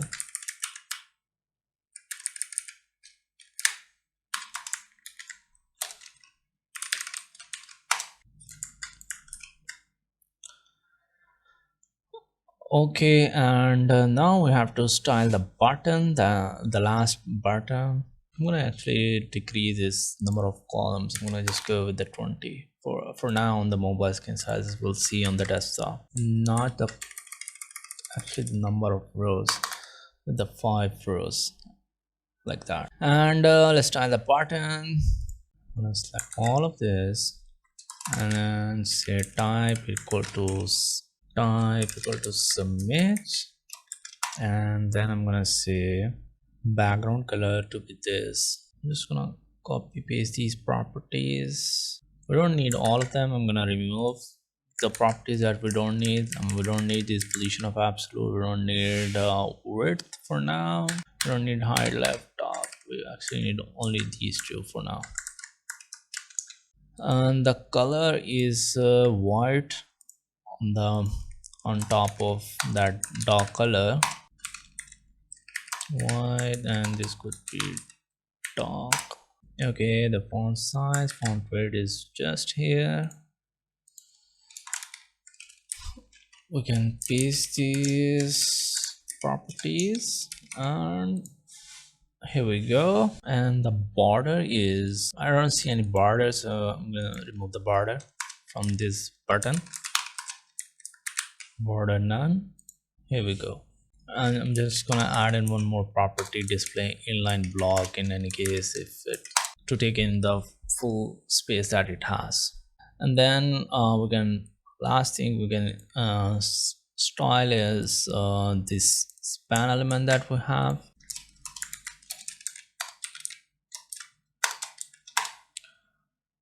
And if you go to the Figma design, we can just paste these properties, and we can notice like it has opacity of 0.6, means like full opacity is 1, so the opacity lies in between 0 to 1 values. 0 means it wouldn't be even visible, and 1 means like it's fully visible, and 0.6 means it's like lightly visible, slightly visible. Yeah, so now see it over here. Okay, lightly see it. Let me show you the with 1. If we 1, you notice like it has highlighted that, and if we give it 0, it would be totally gone. So it lies in between 0.0 to 1, so it accepts the values in between there. Okay, I'm gonna say this as a display inline block, so I can give it a margin from left and margin from left to be 5 pixels mobile screen sizes.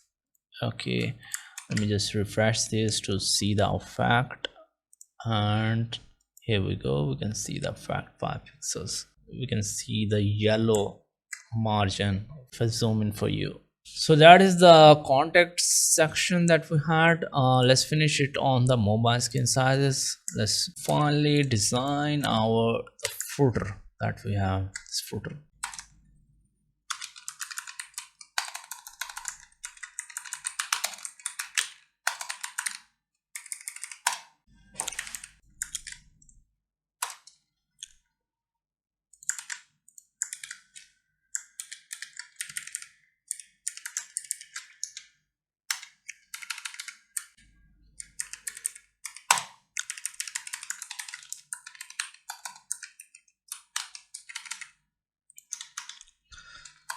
So footer has 4 columns. We're gonna do is like two columns on the mobile, and we'll see on the laptop and tablets later. And then we have last text. We're gonna keep that separate, okay? And footer content wrapper, footer. I'm gonna say that footer content header maybe. Each of that would lie in a div, so we need 4 divs. Footer, this is gonna be the strong element, and then these are gonna be list items. We'll see footer list item, and then inside of that we need a strong element. Footer list, it's gonna be list, okay, footer list, like that. And wait, it should be 4 times, like that. And now we can add in some content in between them.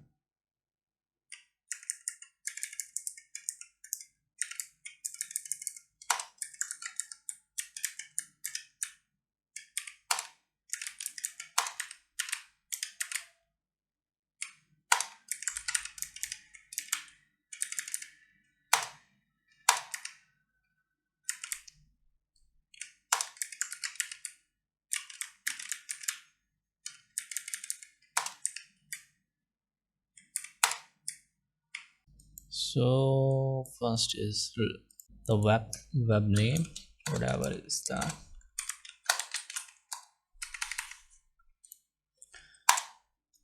And then these are gonna be some list items with the font awesome icons on the left side. UL li. So first we need is this location icon, and is the font awesome icon.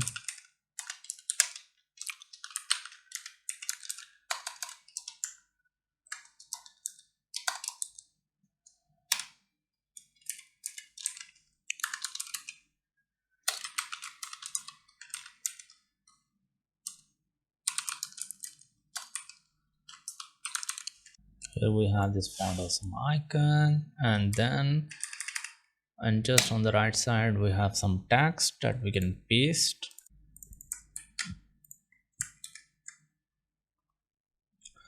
And now we can copy this and paste this 2 more times and change it to this one is the font, fa dash font. This is the message one. Let me just paste this phone number.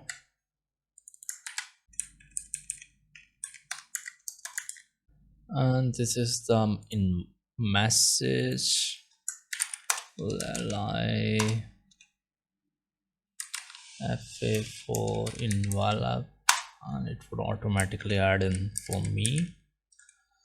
Okay, solid area hidden could be false. Oh, we don't need that. Then we can just copy and paste this.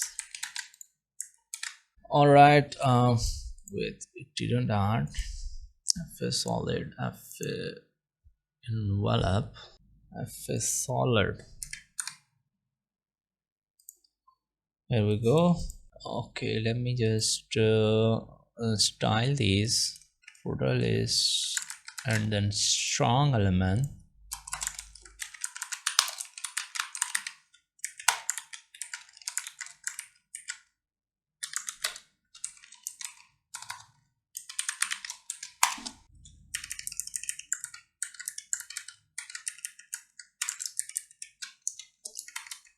Here we have this footer. Let me add in the background for this footer. This is the doc background on the footer. Footer background color to be doc. It didn't apply for some reason. Let's see why. Okay, so I didn't give it a footer. Let me actually give it this this one of footer, because footer should have, okay, also apply to the closing one. And now we can see this is a dark background color, and also we can give this padding to be 16, just right here. We can give footer as well. It's not visible as the color is, I think, the same on the color of the background. We can change the color to whatever this color is. This is a gray color. Let me just apply over here color.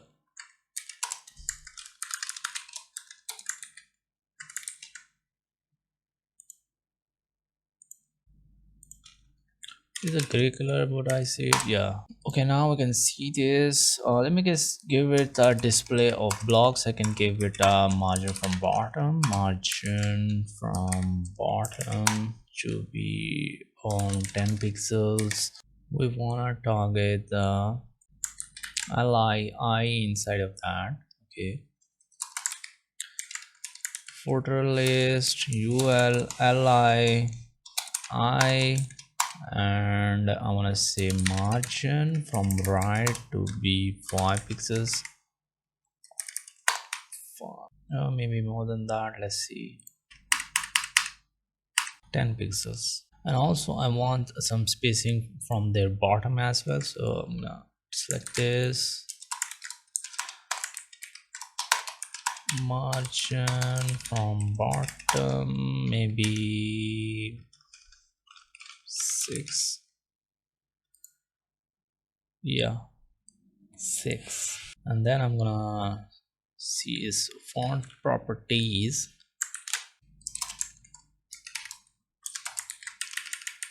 ULLI, and then I'm gonna select in what element, actually only li. Just is that over here.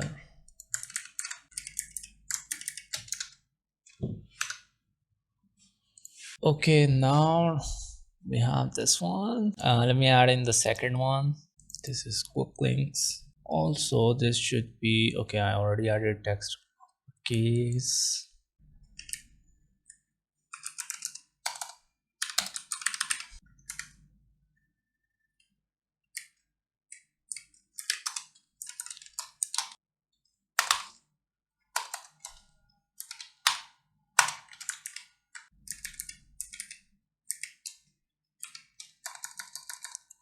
Why is this emmet not working? Let me just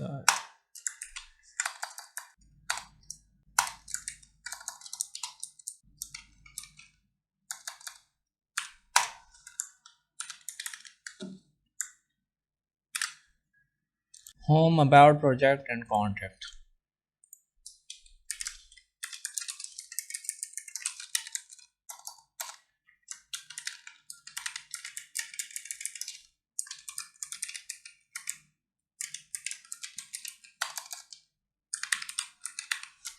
Okay, now we added these as well. We can go for the third one, legal links.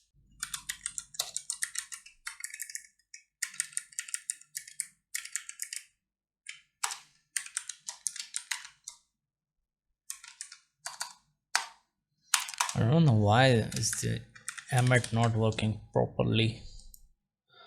Terms, conditions, and policy. Okay, terms, condition, policy. And the last one is social media, Facebook, Twitter, YouTube, and LinkedIn.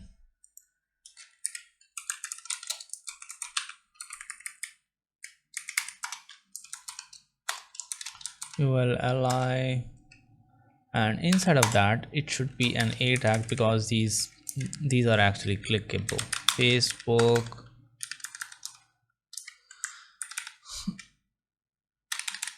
Facebook, Twitter, YouTube, LinkedIn, and can do the same for E as well.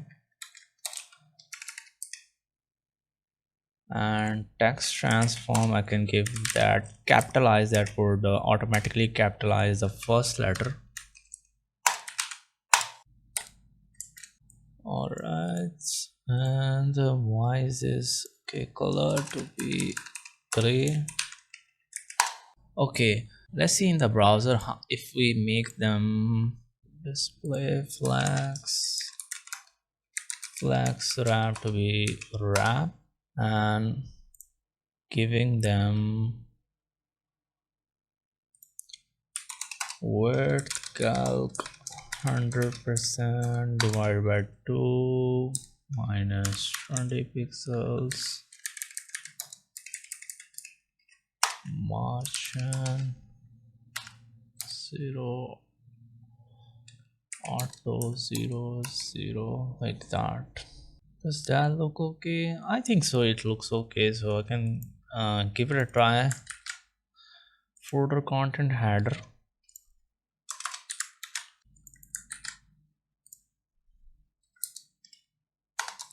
actually first give it a display of flags wrap to be wrap, width of 100%,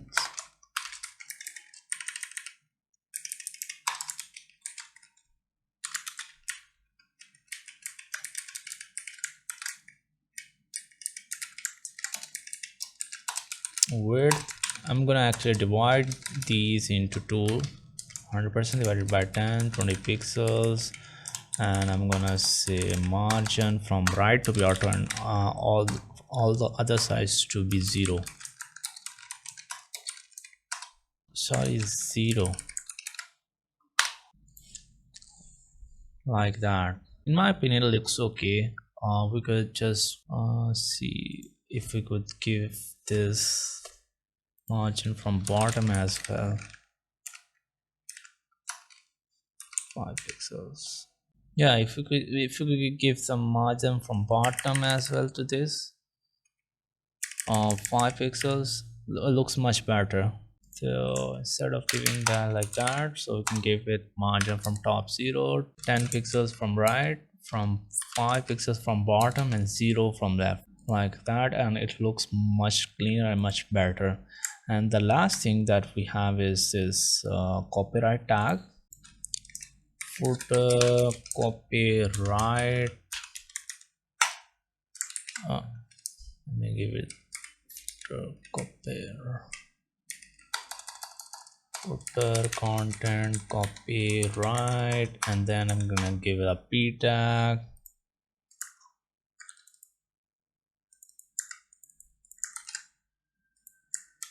paste this copyright, and here we just need to give this margin from bottom to these, or maybe we can add in some padding from top to this one. Let's see which one works better. I'm gonna just give this margin from bottom 10 pixels, yes, and that looks okay now.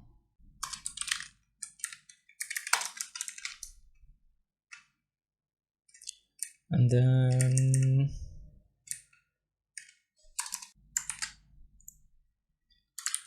we can target the P and make that to center to see if looks better in the center. Yeah, looks better in the center. So that is all the design for the mobile version, and in the next we're gonna work on the tablet and then our desktop. I think when I click on this, it should come on this, on the top of this, and not move this down. Let's see. So let me what happens when it comes in position absolute, yeah, like that. And background to be, then background should be something transparent, or maybe background No, then the background is not that nice. We can achieve that functionality by giving it a position of absolute. But what happens is contrast with the image.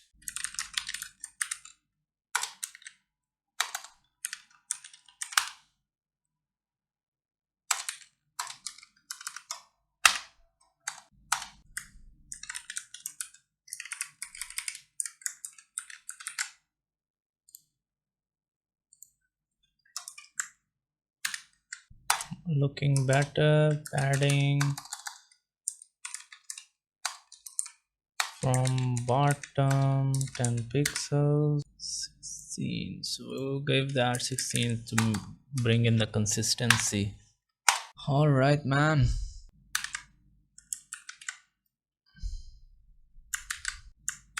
We'll paste that into line number 67.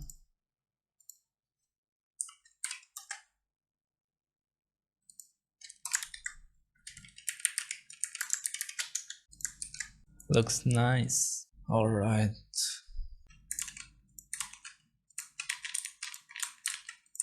And it should have some cursor or pointer when I hover on it, as this is a button. So input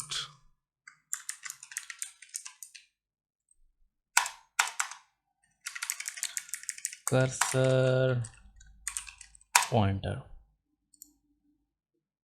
Yes. If you have any suggestions, or if you want to do something like you think that should be more prominent, and that you think it's not nice, you can go ahead and do your changes, and then that I invite you to do that. This design is basically almost we are done with on the mobile. We can test it out on some other mobiles as well. Let's test it on Galaxy. It looks fine. And we can test out one more phone, mobile phone. It has actually 375 width as well, doesn't make any difference. We'll look for some other phone, this one.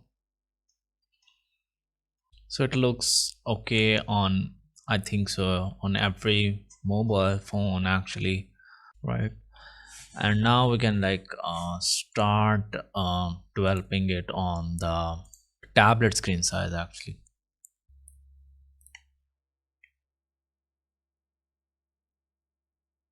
I'm gonna go with the 768 which is gonna be for iPad screen sizes. Okay, and we're gonna fix it for that. Let's see, for first 576.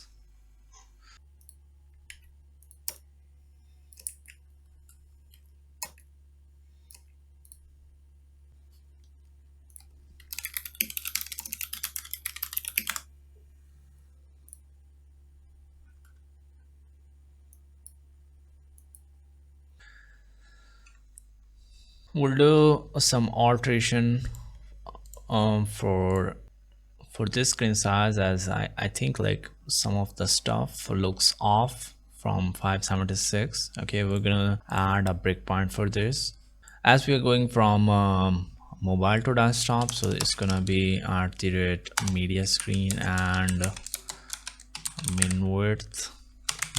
Usually when you go from like desktop to mobile, you use max width. So if you're going from mobile to desktop, you use min width. Okay, so that is gonna be 576 pixels. And inside of that, first of all, let's see if we make this stuff side by side on this screen size, does it look okay or not?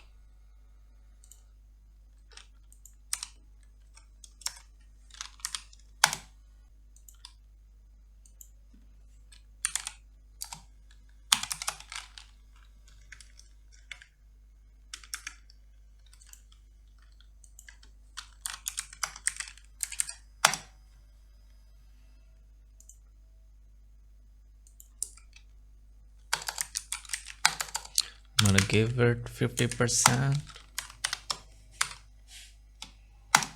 I'm gonna give it 50% as well. So like that. Yeah, and I think so it looks okay, but only thing we need is like a spacing in between. You can do is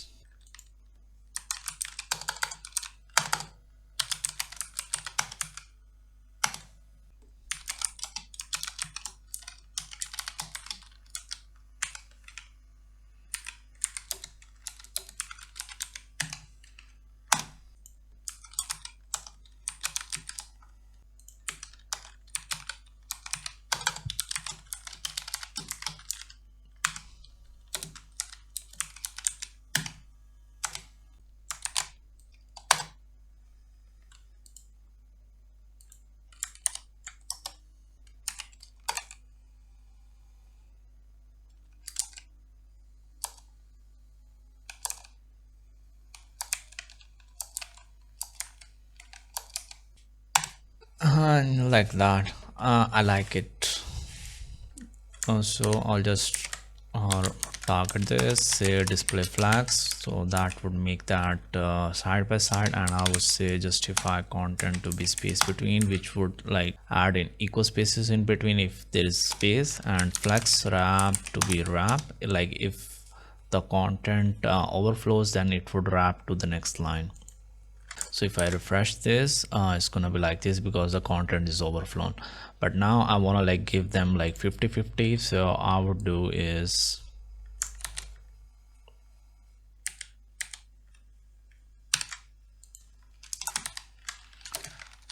target in leftwards, and I'll target that again, say rightwards, and I will just say that they both should take in equal 100% divided by 2, and I would add in like 10 pixels of space.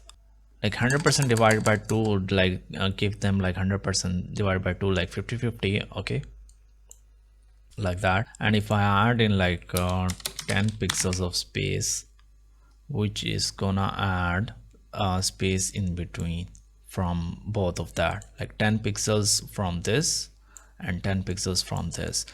So I can like stick with 5 pixels as well. That's gonna make in 10 pixels, but I think 10 pixels is good enough.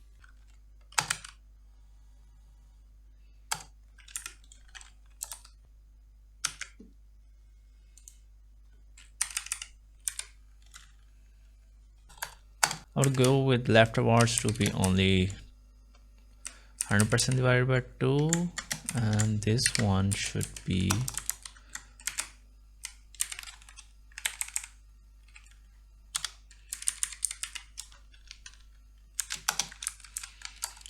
width to be calc 100% divided by 2, and only gonna add in like 20 pixels of space to only rightwards.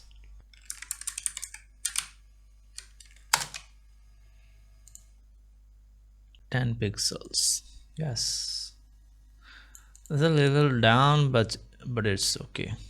No, it is in the alignment, and I like it. See, if like I give it center, they are centered, but which we don't want. We want a space between whatever the margin is, add in like space in between of that. All right, and also this is a little bigger, so I want like 2 slides on this from 576. So I will go to my script and slides to show from 576.98 it is actually, so which is gonna be 577, like that. Or we can go with 575.98, which is gonna start it from 576 also. But we can see like there is no space in between, which we need to add.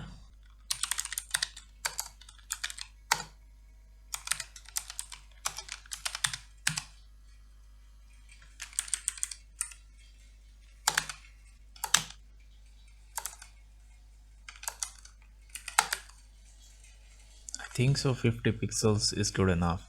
So I'll just select this. And also I wouldn't like to add into the last slide, so I would.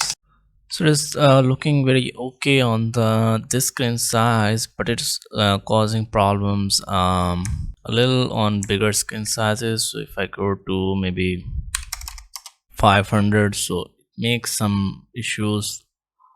Or even if I go to like 768, looks okay on 768, but 600 is looking like this. So there is a problem with it. We need to fix it. So what I'm gonna do is, first of all, I'm gonna one thing that I just added is adaptive height true, so you can add that as well. But for now I'm just gonna stop my sliders. Okay, like that. I want to just first give them some CSS properties. So I would say display flex direction to be column, and this should be, or wait, it should not be flex direction column, but flex wrap to be wrap, which means like if there is content overflows, it should go to the next line. I'll remove this. Midnight 500 pixels. I would say width calc, actually width to be 100%. On screen sizes 575 and below that, like that. And then this is image, and this should be position relative, that's fine. From bottom it should be 0 pixel or just 0. Margin bottom to be 40 pixels, maybe 60, just like that.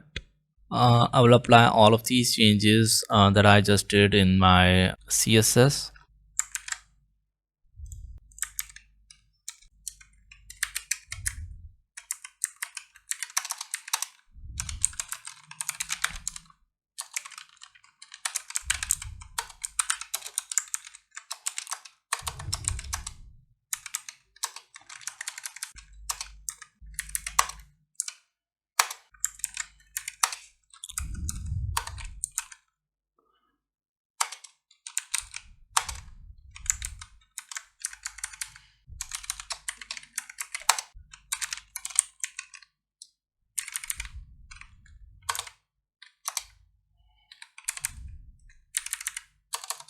Margin bottom 60 pixels. Need to make this a little down. Line 203 should be 0, just like that. So if I refresh it, it looks totally fine. Now let me make it back, this slider, to see if it looks okay or not. So it looks totally perfect, but the only problem is this is getting on the top of it.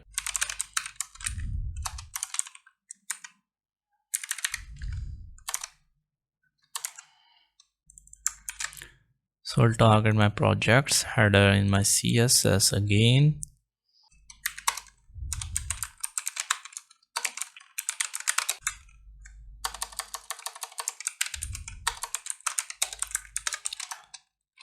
I will say margin bottom 40 pixels.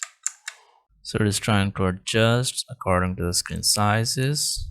It's working fine on this screen as well. Beautiful. Only thing is like there is a space from here. Let me see, why is that?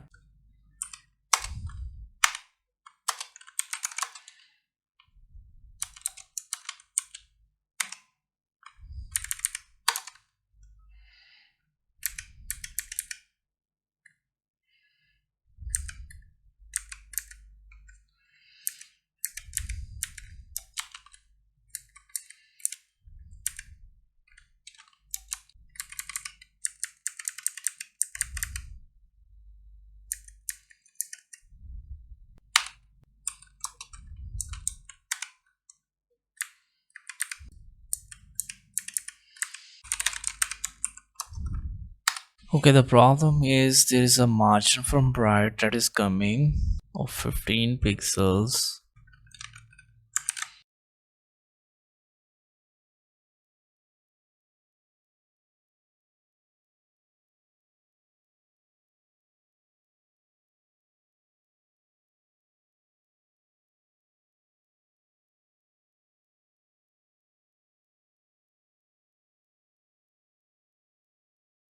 So this solution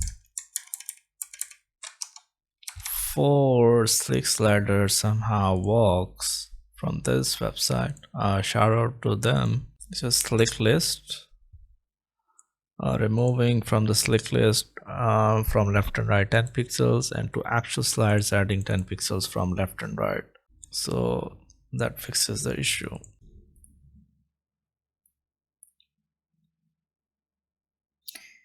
Looking cool. And now I notice this is a problem here as well.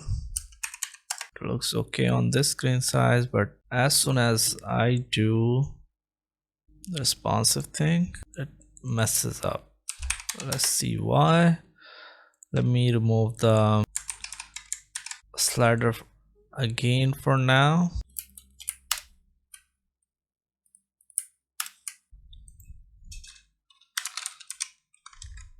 I think I need to give it height in some pixels and say 0, or if I need to move it, I'll just say like that. Let's update these values right in the code in line number 269.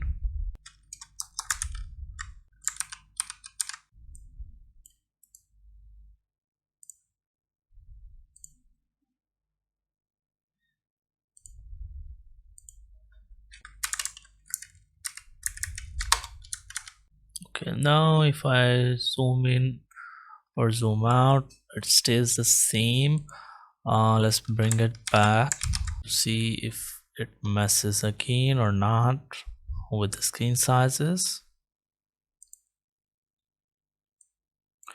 No, it's not, because now I just give it a fixed pixels and not the percentages, so it was trying to adjust according to different screen sizes, so it is fixed as well. And if I go to 768, it is 2 as well, and it's looking nice.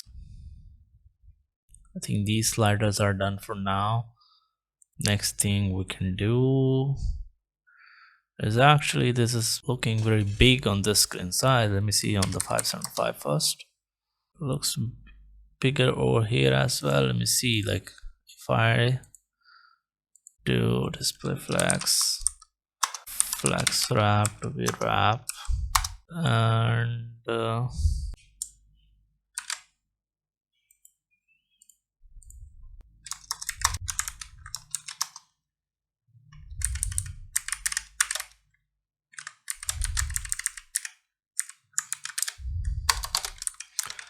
targeting them, flex or wrap to be wrap,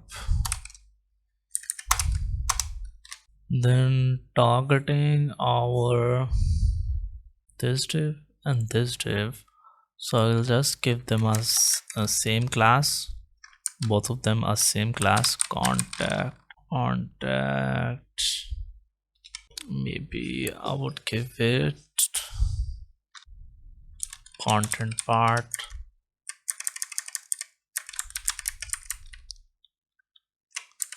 same to this one. Even I think that should be in the min width, not before that.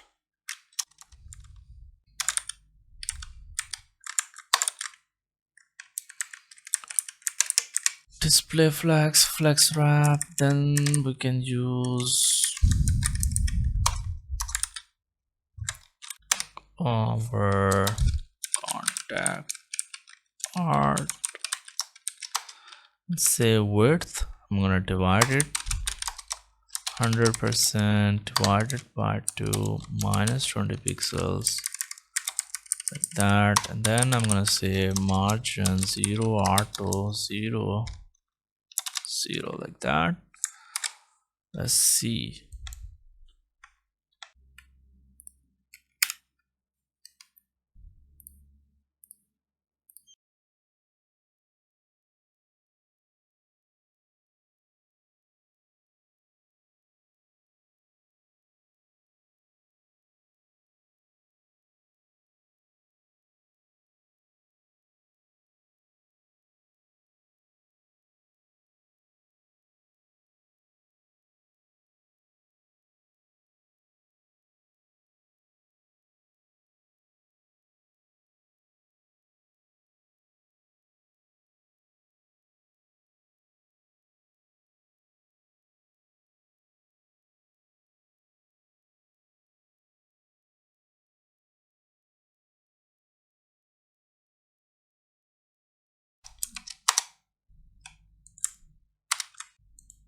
Okay, fine. We just needed to add in line item stretch and image to be 100%.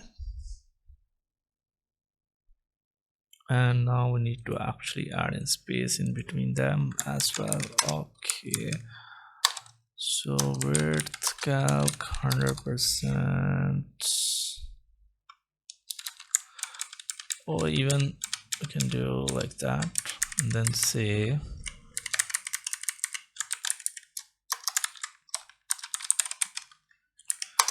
first child margin right 20 pixels.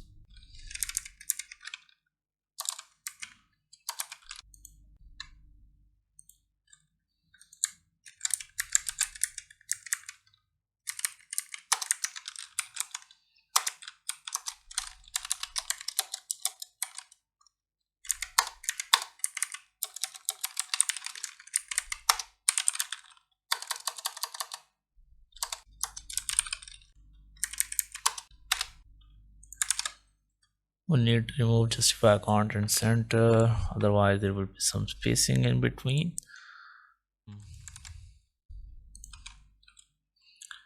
Let's just fix the image as well to make it look a little better.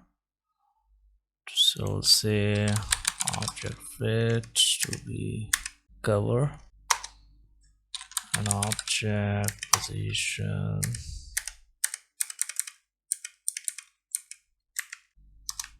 You know what, it looks better on the iPad screen sizes, so I'm gonna add in a media query for actually iPad screen sizes 768 and move this code of the context inside there. Or maybe I will even start from 700 actually. It doesn't really matter as we are making the custom thing.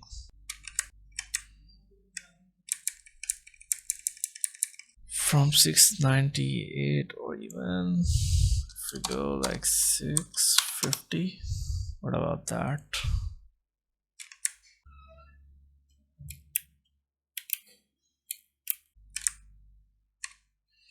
What about 600? You know what, I will give it 768, but only thing I will do is make this image a little shorter. So height auto and say its height to be 300 pixels only. That's it.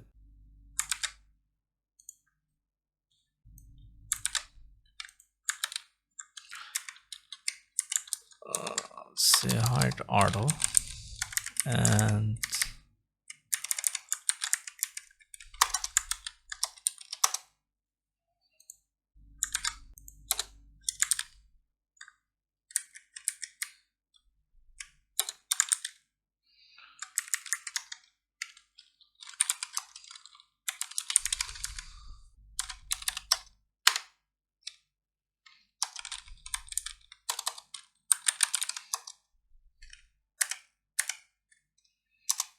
height 100% so it doesn't exceed that, and object fit to be cover.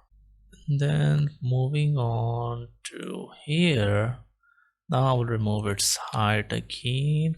I would say height to be unset, so it can take its full height again like that. Looks better. I'm gonna keep it this section as it is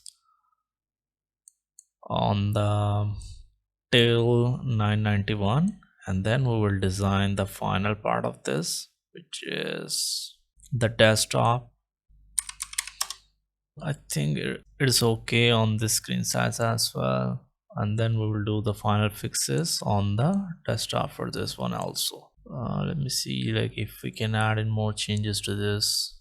You know what, its background color is white and it is in the center, so those are the two changes that we can do.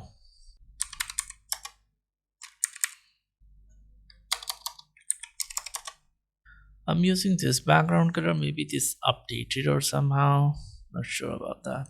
It's the body background color. Maybe body background color updated to white. Okay, we're gonna do that as well.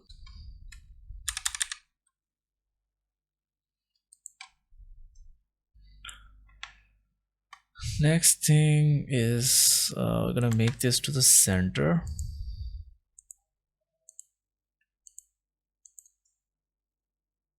Justify content to be center.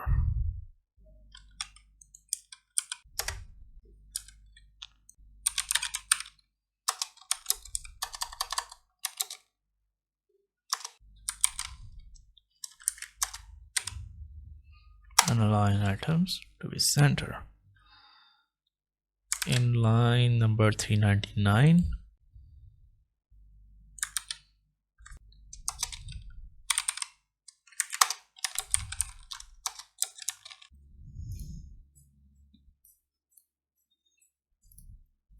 Let's do 20.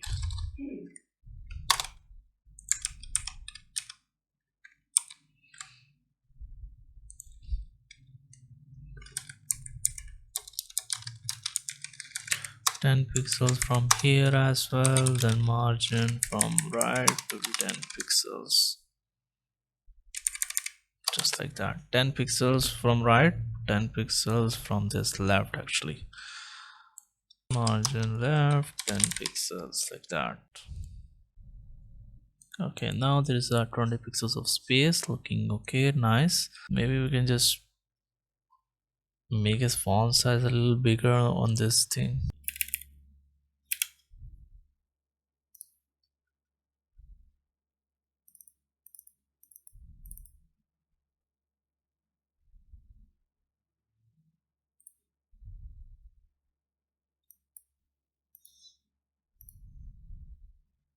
Okay, let's just update the H2 to 32 pixels from 768. Let's just change them to 40.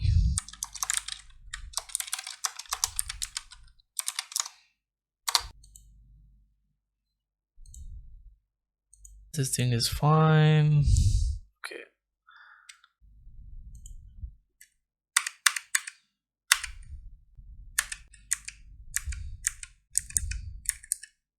Let's just change this one to 28 now.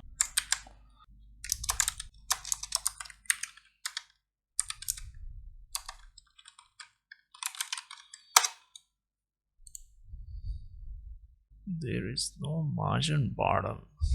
There is actually a little smaller.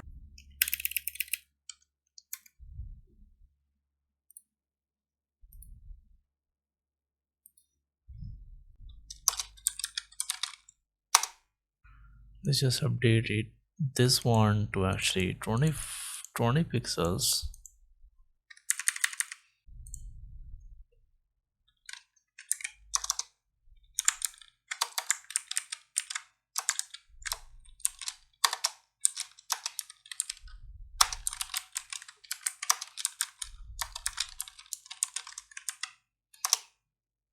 This is 24 there. Let's just change this to 20.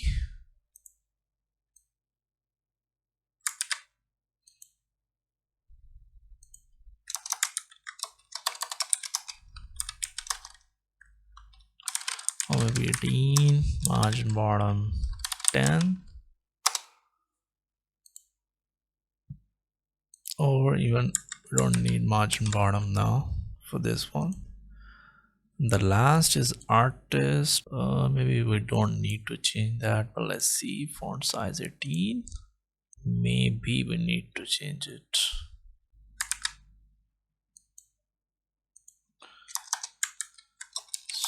Font size 16 pixels.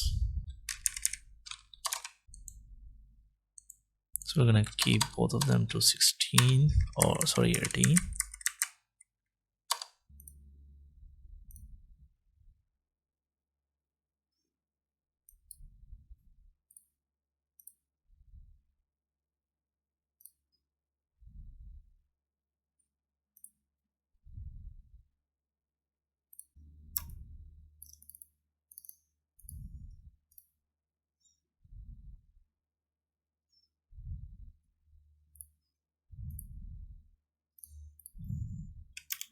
Let's just update all of these from padding, for the padding from top and bottom to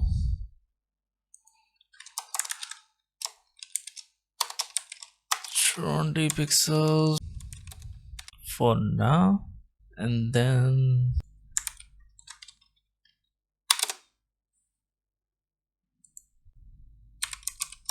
last thing, from 577, we don't need this hamburger anymore. We're gonna keep it like that, just like this.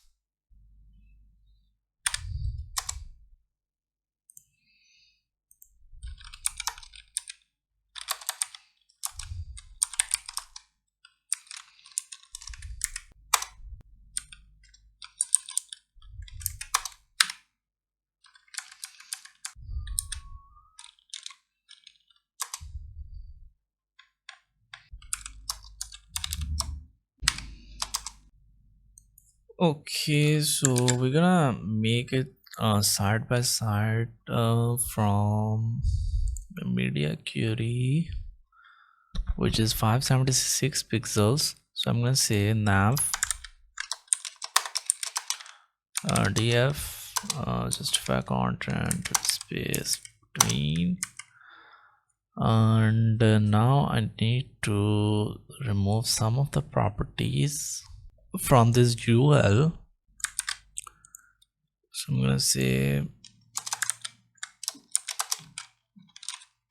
position to be relative because it was absolute. If it is absolute, so it's not gonna work with that. And also I need to say display block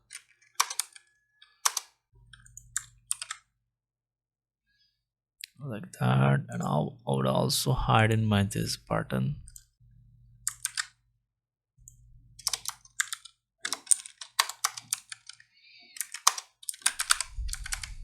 Then I'll say them actually not block but display flags, so they will get side by side like that. And then I need to target my first element.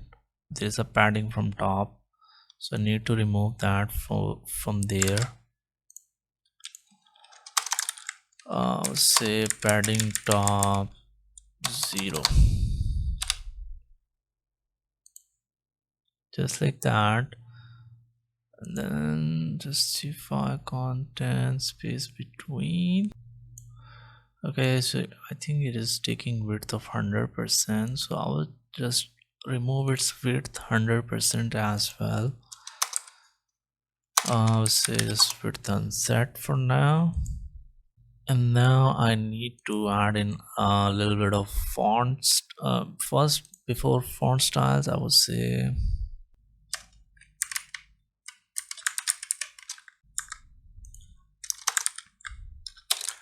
li margin from right 10 pixels for now, or maybe 12. Then the font sizes,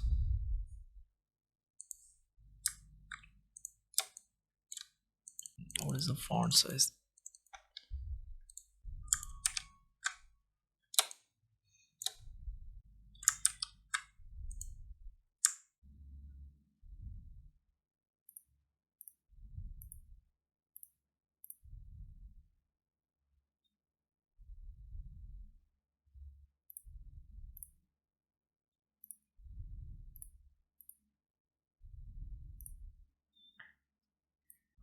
Font size is 14 pixels, so we're gonna keep it as actually 14 pixels.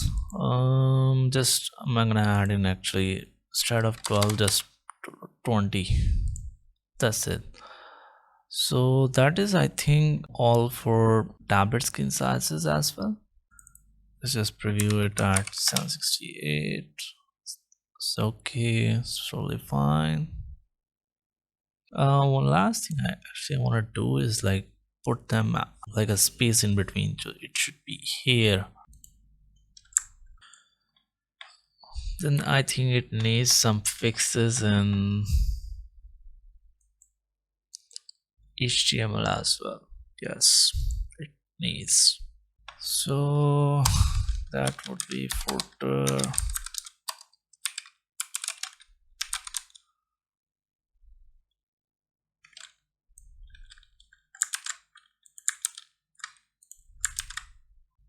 And this would be one footer call, and this would be the second footer call.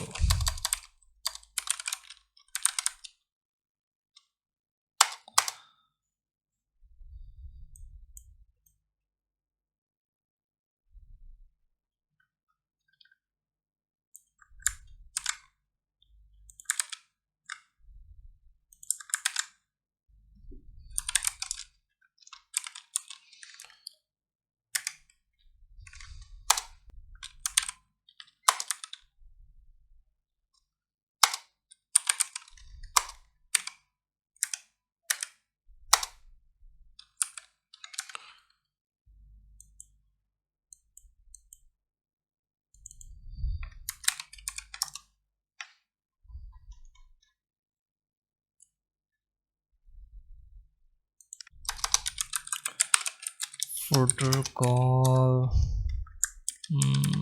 First of all, even before the footer call, where is the footer?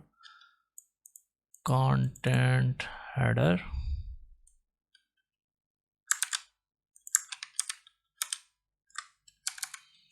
I would say justify content, space in between. Then right here, I would target my footer call. I would say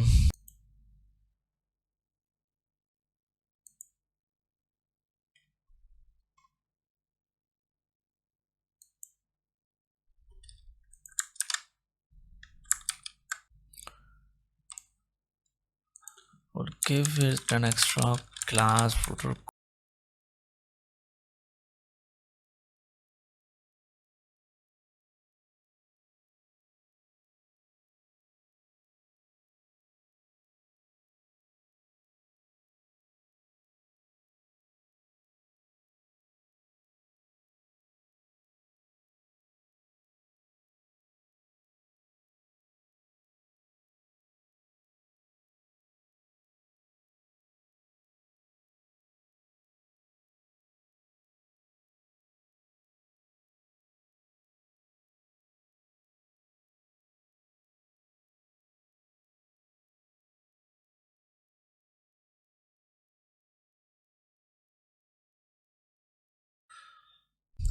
I'll remove this. I'll remove this as well.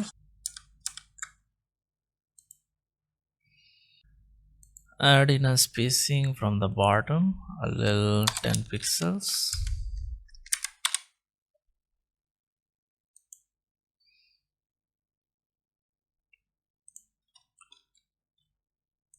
And I would say the last child shouldn't have that spacing.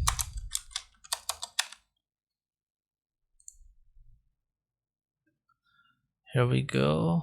Let's just update their font sizes, and then we are gonna be done for the footer till the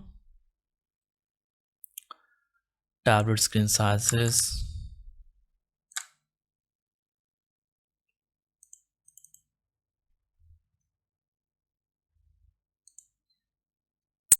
I think that's okay. 18 pixels. Okay, fine. What about this? I think that's okay as well. Next, we're just gonna do is on the desktop, make it a ditto copy of exactly the design. Okay, let's start working on this desktop design now. First of all, if you notice, like, container size is all of actually content is actually inside of a box, which is going to be our container. So I'm going to grab its container size. You can use this tool. I guess it is like 1200 pixels. So going to our CSS file, I will add in a new media query, media screen, and main width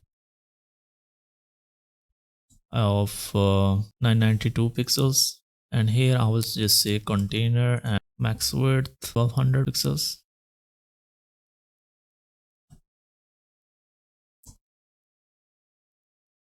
margin 0 auto will actually center it. So currently, actually I did margin 0 auto already to the container, maybe. Max width, refresh it. Content is already into the center. Let me see why. Did I save the file? No, I didn't save the file, that's why. Currently, by default, it is on the left side. So if we say margin 0 auto, it becomes into the center. Let me turn on this autosave so it will automatically save my changes. Now it is centered. Next thing is in the design, this thing is on the right side and the content is actually on the left side. To do that, so we'll say real content display flex. But if we see in the design, this thing is on the left side and this thing is on the right side. So we will say flex direction to be reverse. Justify content to be space in between and flex direction to be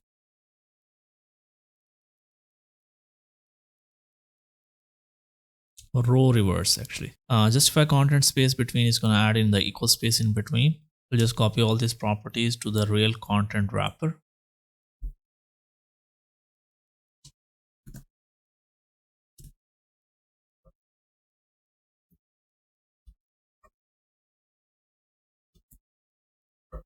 Just like this. I guess like real hero will not have padding bottom on the large skin sizes. So real hero, but let me just find its padding top actually first. This is gonna be this. Oh, we'll see content. Oh, we'll see. Padding bottom to be 0. Real hero padding 20 pixels 0 0, or we can just put in 3. It will automatically apply for the fourth one also. Let me just refresh it. Okay, the padding is removed, but it is still a little up. It is because right hero has a margin bottom of 20 pixels. We have to remove this as well, like this. Now the only thing left is we have to do its font sizes according to the Figma design. We'll just grab this thing, go to the inspect. So these are the fonts styling that we have to do. I guess just I need is font size. I would say font size to be 90 pixels like this. Real hero space h1 like this. Next thing is we have to grab its font size as well. Its font size is 18 pixels. Font size 18 pixels. And let me also grab their margin bottoms. Its margin bottom is I guess like it is 20 pixels. Margin bottom 20 pixels, margin bottom 20 pixels. And for these buttons, I guess they are exact the same font sizes. But now the problem is this image is actually a little down and there is a space from the left side. Let me just see like how much is the space from the left side. It is about 170 pixels. So that should be applied to this whole div, which is containing this everything. Left hero.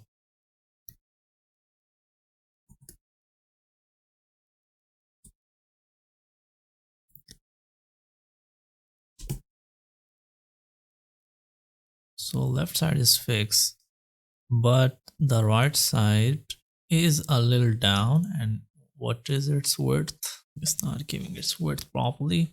But anyways, we'll still have to move it down. This is 50% and this is 50%. So to grab our both divs, left hero, right hero, that will be divided into 50-50.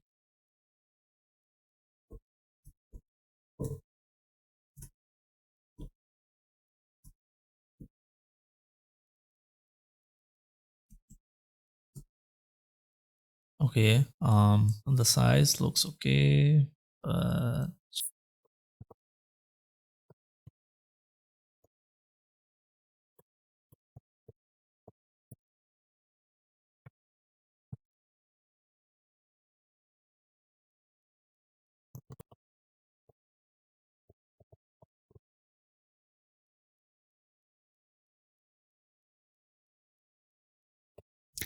its width should be 40%. Then margin right to be 20 pixels like this. This image is actually not even inside of the container. You know what, we did a mistake. Actually, this is a background image, and this one also. So these are the arrow that needs to be combined as well. Group selection, export. No, this should be group selection, and then this should be hero image. I'll export them. I'll just move them to my project folder. I'll delete this one and move the new one here. So now we will have to fix a couple of things. One is on the right side there will be nothing actually, and we can do is undo this thing. And now that image will be actually background image for this one actually. So real hero, it is actually not required to do exactly like the desktop. So real hero background image to be URL images / hero image background repeat to be no repeat, background position to be center, background size to be cover. This will add in the background image. This will repeat means background repeat to be no repeat means let me show you actually in the browser. So if I repeat background repeat, this thing it's not doing for this thing, but usually what happens is if the image is like a small image, then it tries to repeat as it is coming. So like 1 2 3, like whenever it is ending, and it will be repeating itself like wherever it is ending. But currently it will be actually overflown, so in this case it is not doing. So to remove to get out of that condition, we do is background repeat to be no repeat. Then background position is going to be centered right here and in the center of the screen, and then background size is going to be the cover. That means taking the whole space. Now it is automatically adjusted for this one. But this thing is, I guess, like if it is even there, it should be a little up, or the image should be actually a little down. So yeah, this should be a little down. That means there will be a padding from the top, which is gonna be more than 20 pixels, 40 pixels or 60 pixels. Let me try to grab is padding top and bottom from this section, like to just get an idea like how much he is using the spacing from the top and bottom. He's using 150 actually. So 150 pixels from the top and bottom. There will be no margin bottom now. Still a little down in the Figma. So I guess like from the top it is, in total it is actually 80. So that means we used 20 pixels for this one. That means we can use 60 for the rest of this from the top. But from the bottom, it is actually 150 pixels somehow, or 175. 170 pixels. And then I guess there is a little more space here. The image that we imported in is coming in this one. So we actually, I think we need to crop this image, our photo editor. So I'll just crop this image by using my photo editor. Edit image from the bottom. I'll just take in the piece that I need.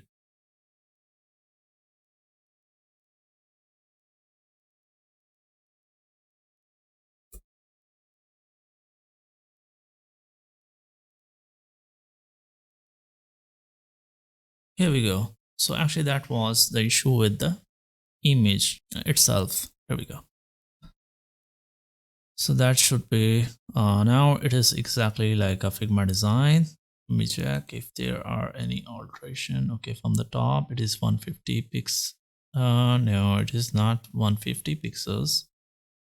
From the top and bottom, it is actually, from the top it is just gonna be 60 pixels because I added bottom 20 pixels to the navigation bar as well. So 60 pixels from the top, right 0, bottom 150. It was actually 170. Then from the left side is again 0. Here we go. Can adjust image according to your dimensions. I'm still not very accurate, but that is the concept. Was main point was to just deliver the concept here. You can crop it exactly to the Figma design.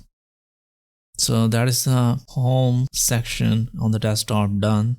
Moving on, but let me just see like if there are any changes now do we need to do on the mobile phones. Yes, we will be needing it because maximum width is actually gonna be for every screen size. Or actually, you know what, I'm just gonna keep it as it is, and I'm not even gonna show the image on the mobile phone because I just don't like it, or it will just cause in more issues. So on the desktop, it's actually our choice whether we want to show the image or not. Or sorry, on the mobile phone, it is our choice whether we want to show it or not. So I'll just remove this background image to be none, and I will just show it on the desktops. And I can show this image on the mobile phone like this that we had before. I will say right hero dot image wrapper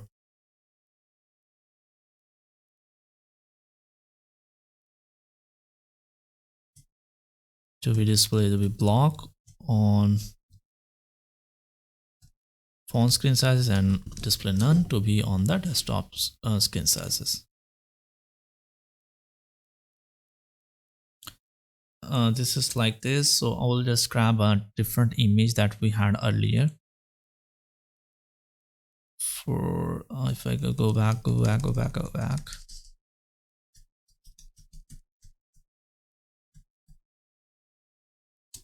So this image that we had earlier, I'll just export this, show in folder. I'll just rename it Hero Mobile actually, and add it with the photos, cropping it.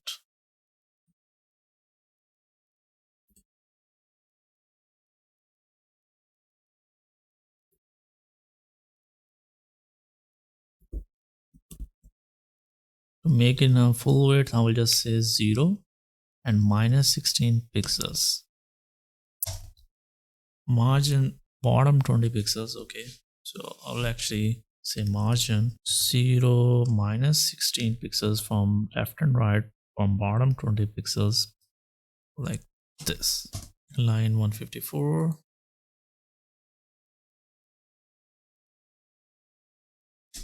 Oh, I was changing actually in the awards image.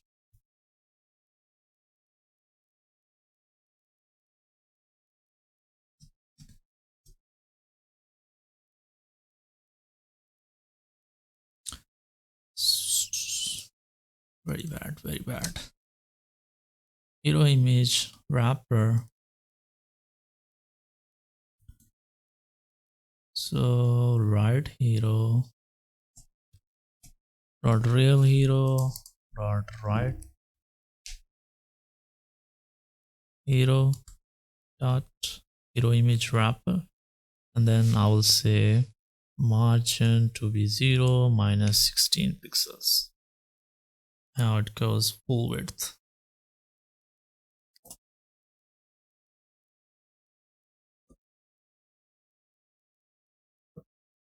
So that is how it is, the image, and this should not be even displayed on the desktop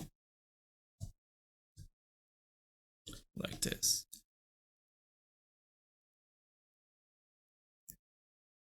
So if we stay on the mobile phone screen sizes or smaller screen sizes than the desktop, it will be like this. Okay, and when we will move to desktop, it will be like this according to the Figma design.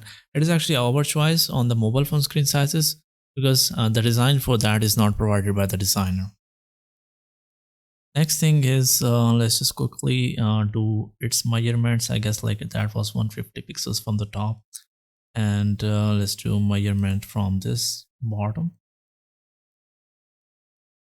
150 is actually from the bottom, so 150 from the top and bottom we can apply.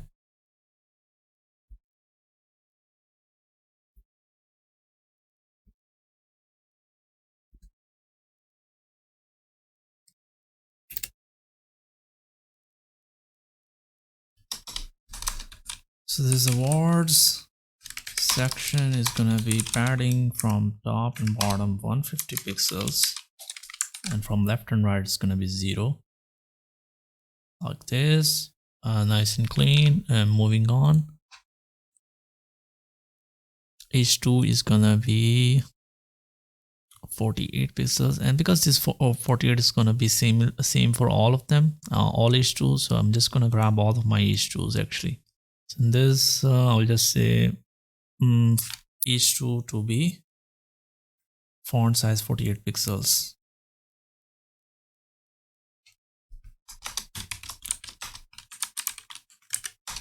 And just to be sure, like if overlaps with other libraries or the frameworks that you're using, then you can use is real wrapper parent class, so that it does not overlap with others.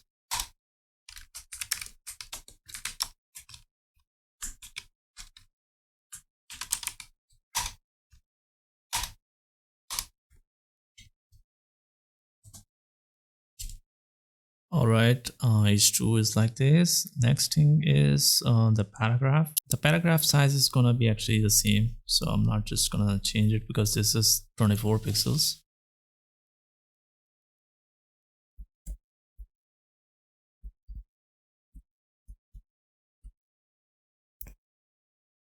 Like this. h2 has a margin bottom of, it had 18 pixels, but h2 has a margin bottom of 40 pixels.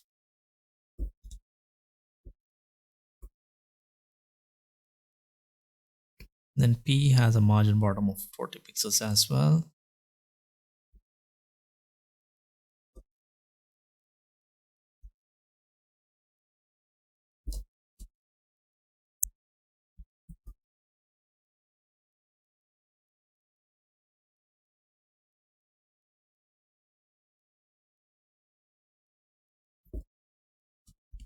Its font size should be 48 pixels.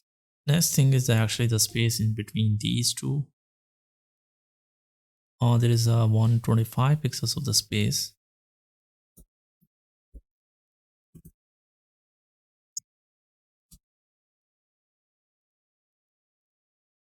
So width calc, there was 125, right? So 100% divided by 2 minus, I guess like we need 65 pixels. And then for margin left here, sorry, margin right from the left will be 125 pixels. That is overflowing. I guess like we have to adjust. I guess we need some more spacing, like 68 maybe would be correct, or let's just do with 70.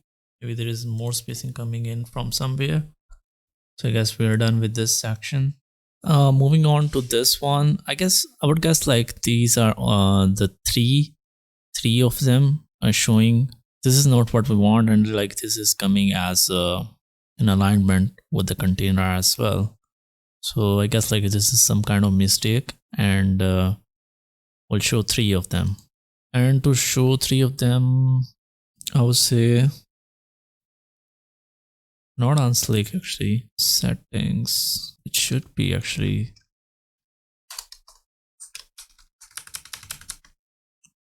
slides to show should be 3, slides to scroll should again be 1. But because there is no more slides, so there is no slider buttons, and we can check that out by adding one more. 1, 2, 3. Let's just copy and paste it here just for the testing purposes. And here we have three slides showing up properly. I guess we need padding for this one, 48 from the top. and 86 is from the bottom. The designer is not being consistent, but somehow we'll just follow him. 48 from the top and 86 from the bottom. Project section padding 48 pixels and 86 pixels. I would guess like 40 and 80. That's it. Moving on. Let me just check these ones if they are equal font sizes or not. 14 pixels it is coming. It is 14 pixels, that is correct. Let's just check. This one is coming as 10 pixels. This is coming as 10 pixels, so no worries, we can move on. And same goes for this one. We can add in one more to this one. Margin difference was 30 pixels here. I guess we need to add that. Currently we're getting 10 pixels from the left and right. Container was actually 1200 pixels, and the slick slides will not have margin from the left. And then padding will not be needed anymore, so padding will be 0, like this. So slick slide will have only margin right,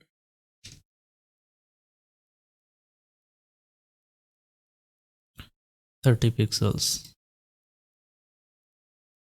And one more thing is not the last one. We will not include the last because we do not need margin right from the last slide.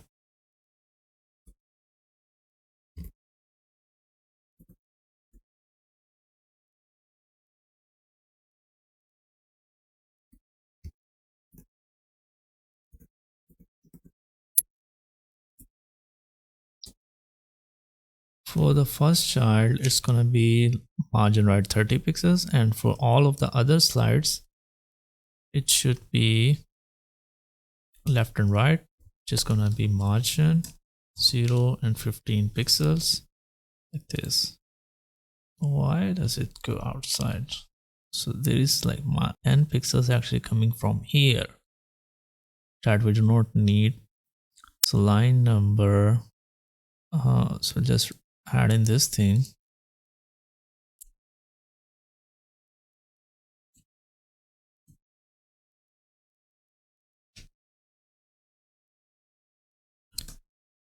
We will keep it to the 0 like this. Perfect. Moving on to this section has 54 from the top and 126 from the bottom. Again, not being consistent, but it is what it is. This one has only one slider at each page, so I just separate them out because they have a little bit of different stylings. This one is going to be for the projects, and for the testimonials there's always going to be one.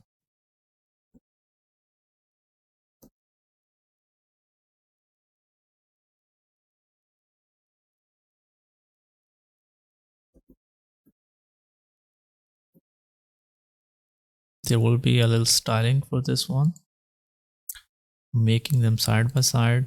So there is going to be testimonial description. Just comment out this for a second.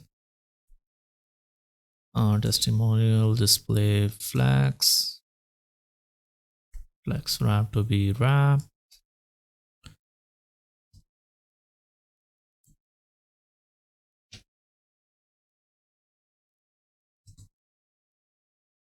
That should be width 40%.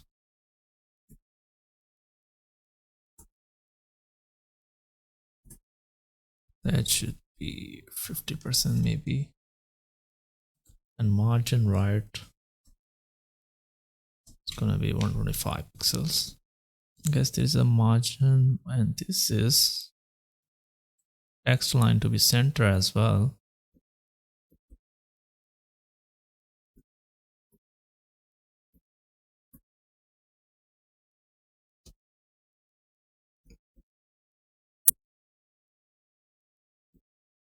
Margin bottom is 78 pixels.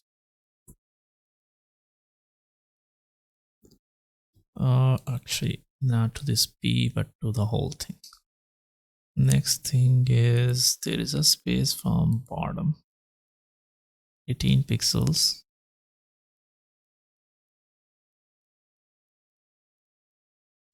So I'll just add in 18 pixels more to it. That means it would be 58 pixels. Margin bottom to it will be 18 pixels.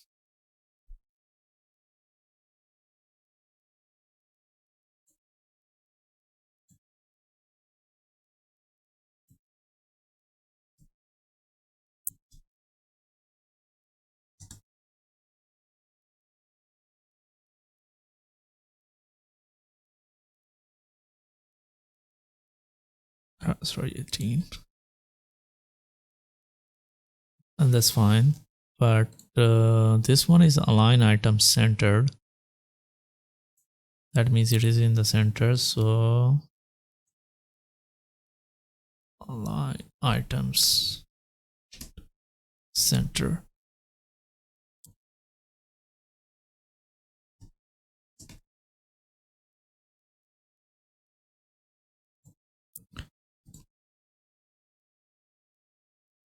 Like this. Now we just have to do is turn on our slider back. These arrow buttons are actually not at the top, but at the left and right in the center. To do that,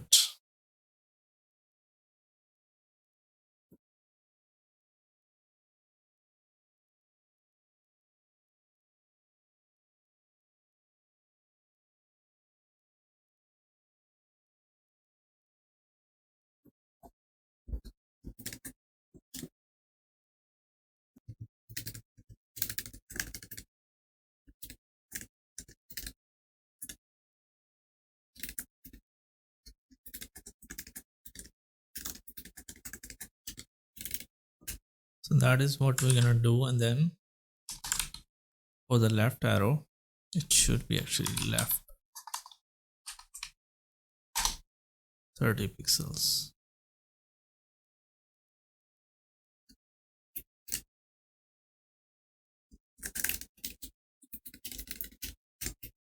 This is somehow not coming on this testimonial description. So I will just add in to this slick slide, or somehow I'll just say slick slide that has testimonial description. So dot slick slide, which has testimonial description as well. Okay.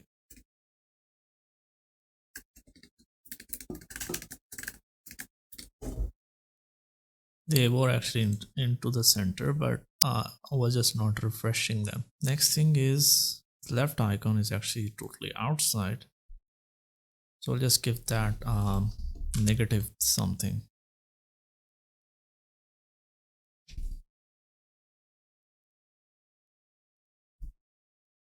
Like this.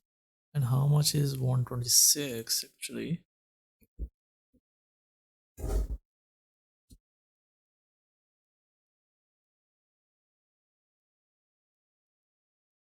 And 54 from the top.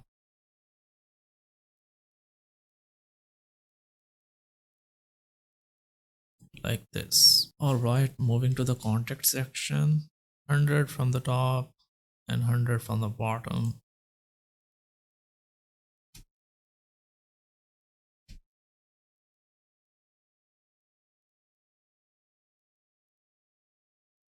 From right and left will be 0. H2 is same. P. Okay. Next thing is the form fields, and even before the form fields, I should have had a div for that, but I'm not gonna do it now. Just you can do it by yourself. It would have a 40 pixels from the bottom. That this the div for these two, but currently I'm just gonna stick with this one. This P, which is not recommended, but it's okay.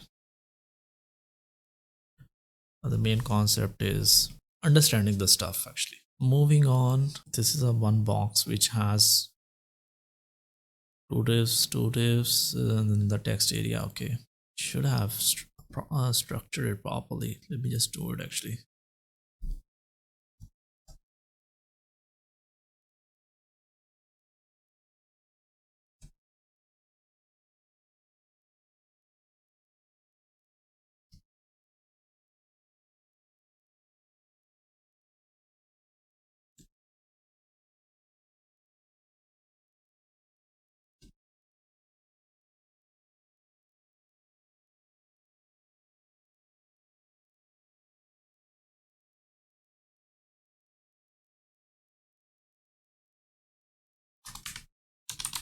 So these will be actually divided into divs. These two.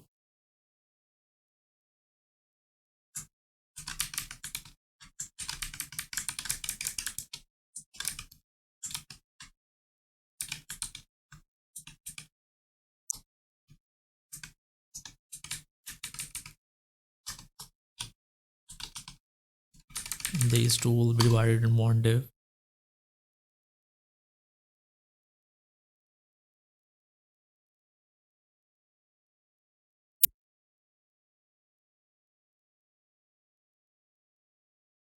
Okay, doing some CSS for these.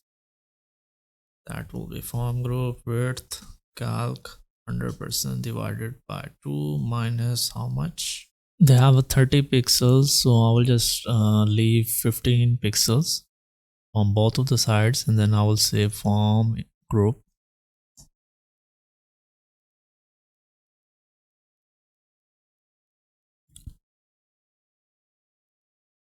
And input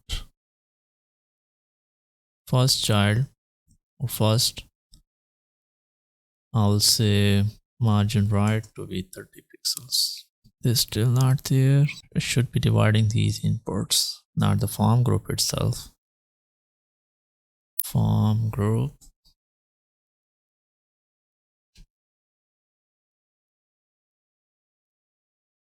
Input. And then this should be display flags. Flex wrap to be wrap.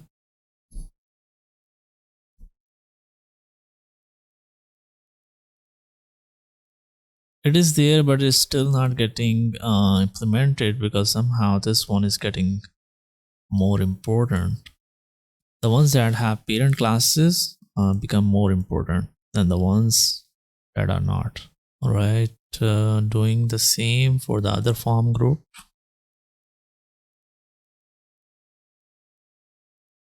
Just give them same class because I need to target these as well, but their type is in email and telephone.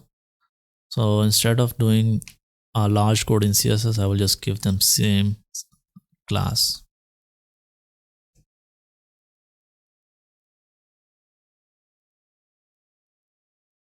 Like this. And how much is their margin bottom? Actually, it is actually 18 pixels.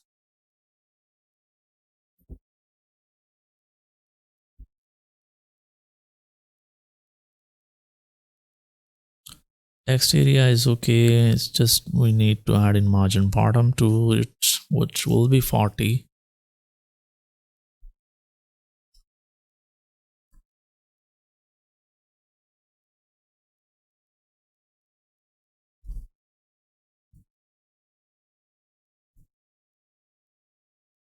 Then we have a button, and then again there is a space of I think 125 pixels. Yep. This one is just 445 pixels.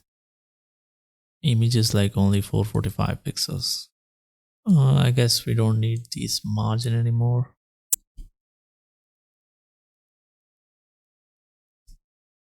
But next thing is this thing and this thing.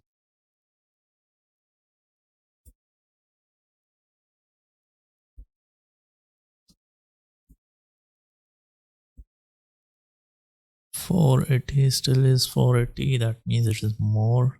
We need to go less. 38. So 37 would be the right value for this one, and margin right to be 125 pixels. Then the rest of this will be taken by the form.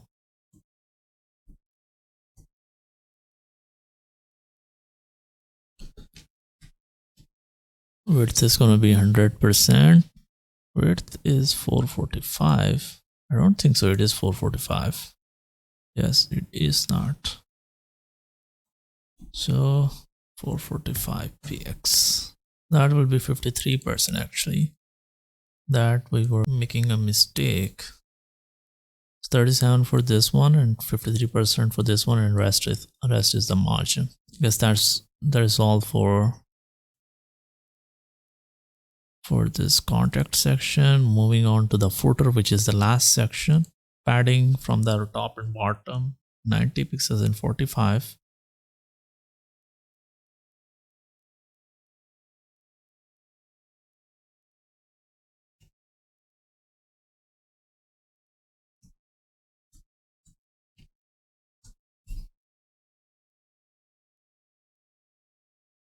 And these are all side by sides, so making them display. And not this one, but this one. So that is what we need. They are 50%. Margin bottom is 119.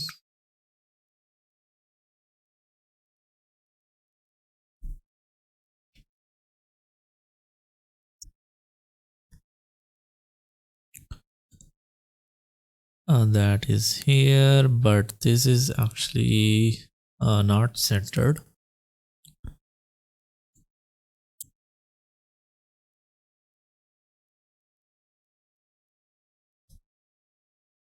Like this, and boom, we are done on our desktop as well. So we made like a responsive design. There can still be like coding things that can be done, like adding in parent wrapper, clean of coding that could be done in some other lecture, but that is how responsive design is actually made.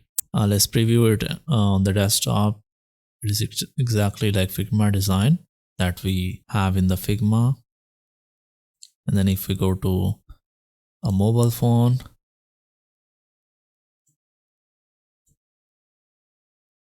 we can select up iPhone 12. So that is how it is looking on iPhone 12.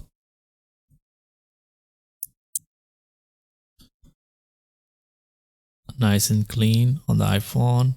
Everything is nice and working, and the app bar is like this.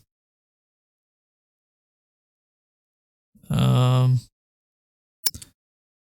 could have done it just like this to hide that space in line 78.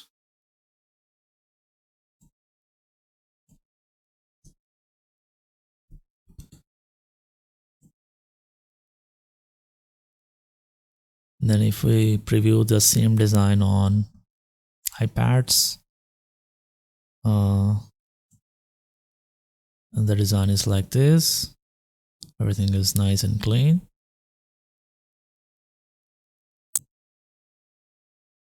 It could be your choice. If you like if you think like that we should show these as two, you can change in your settings into slider in the iPads. But I just, for now, like I just did one. That's it for like this whole project. I'll push it to the GitHub as well. It's code, whole code into the GitHub, so you can find all the code in there as well. And I will see you next time.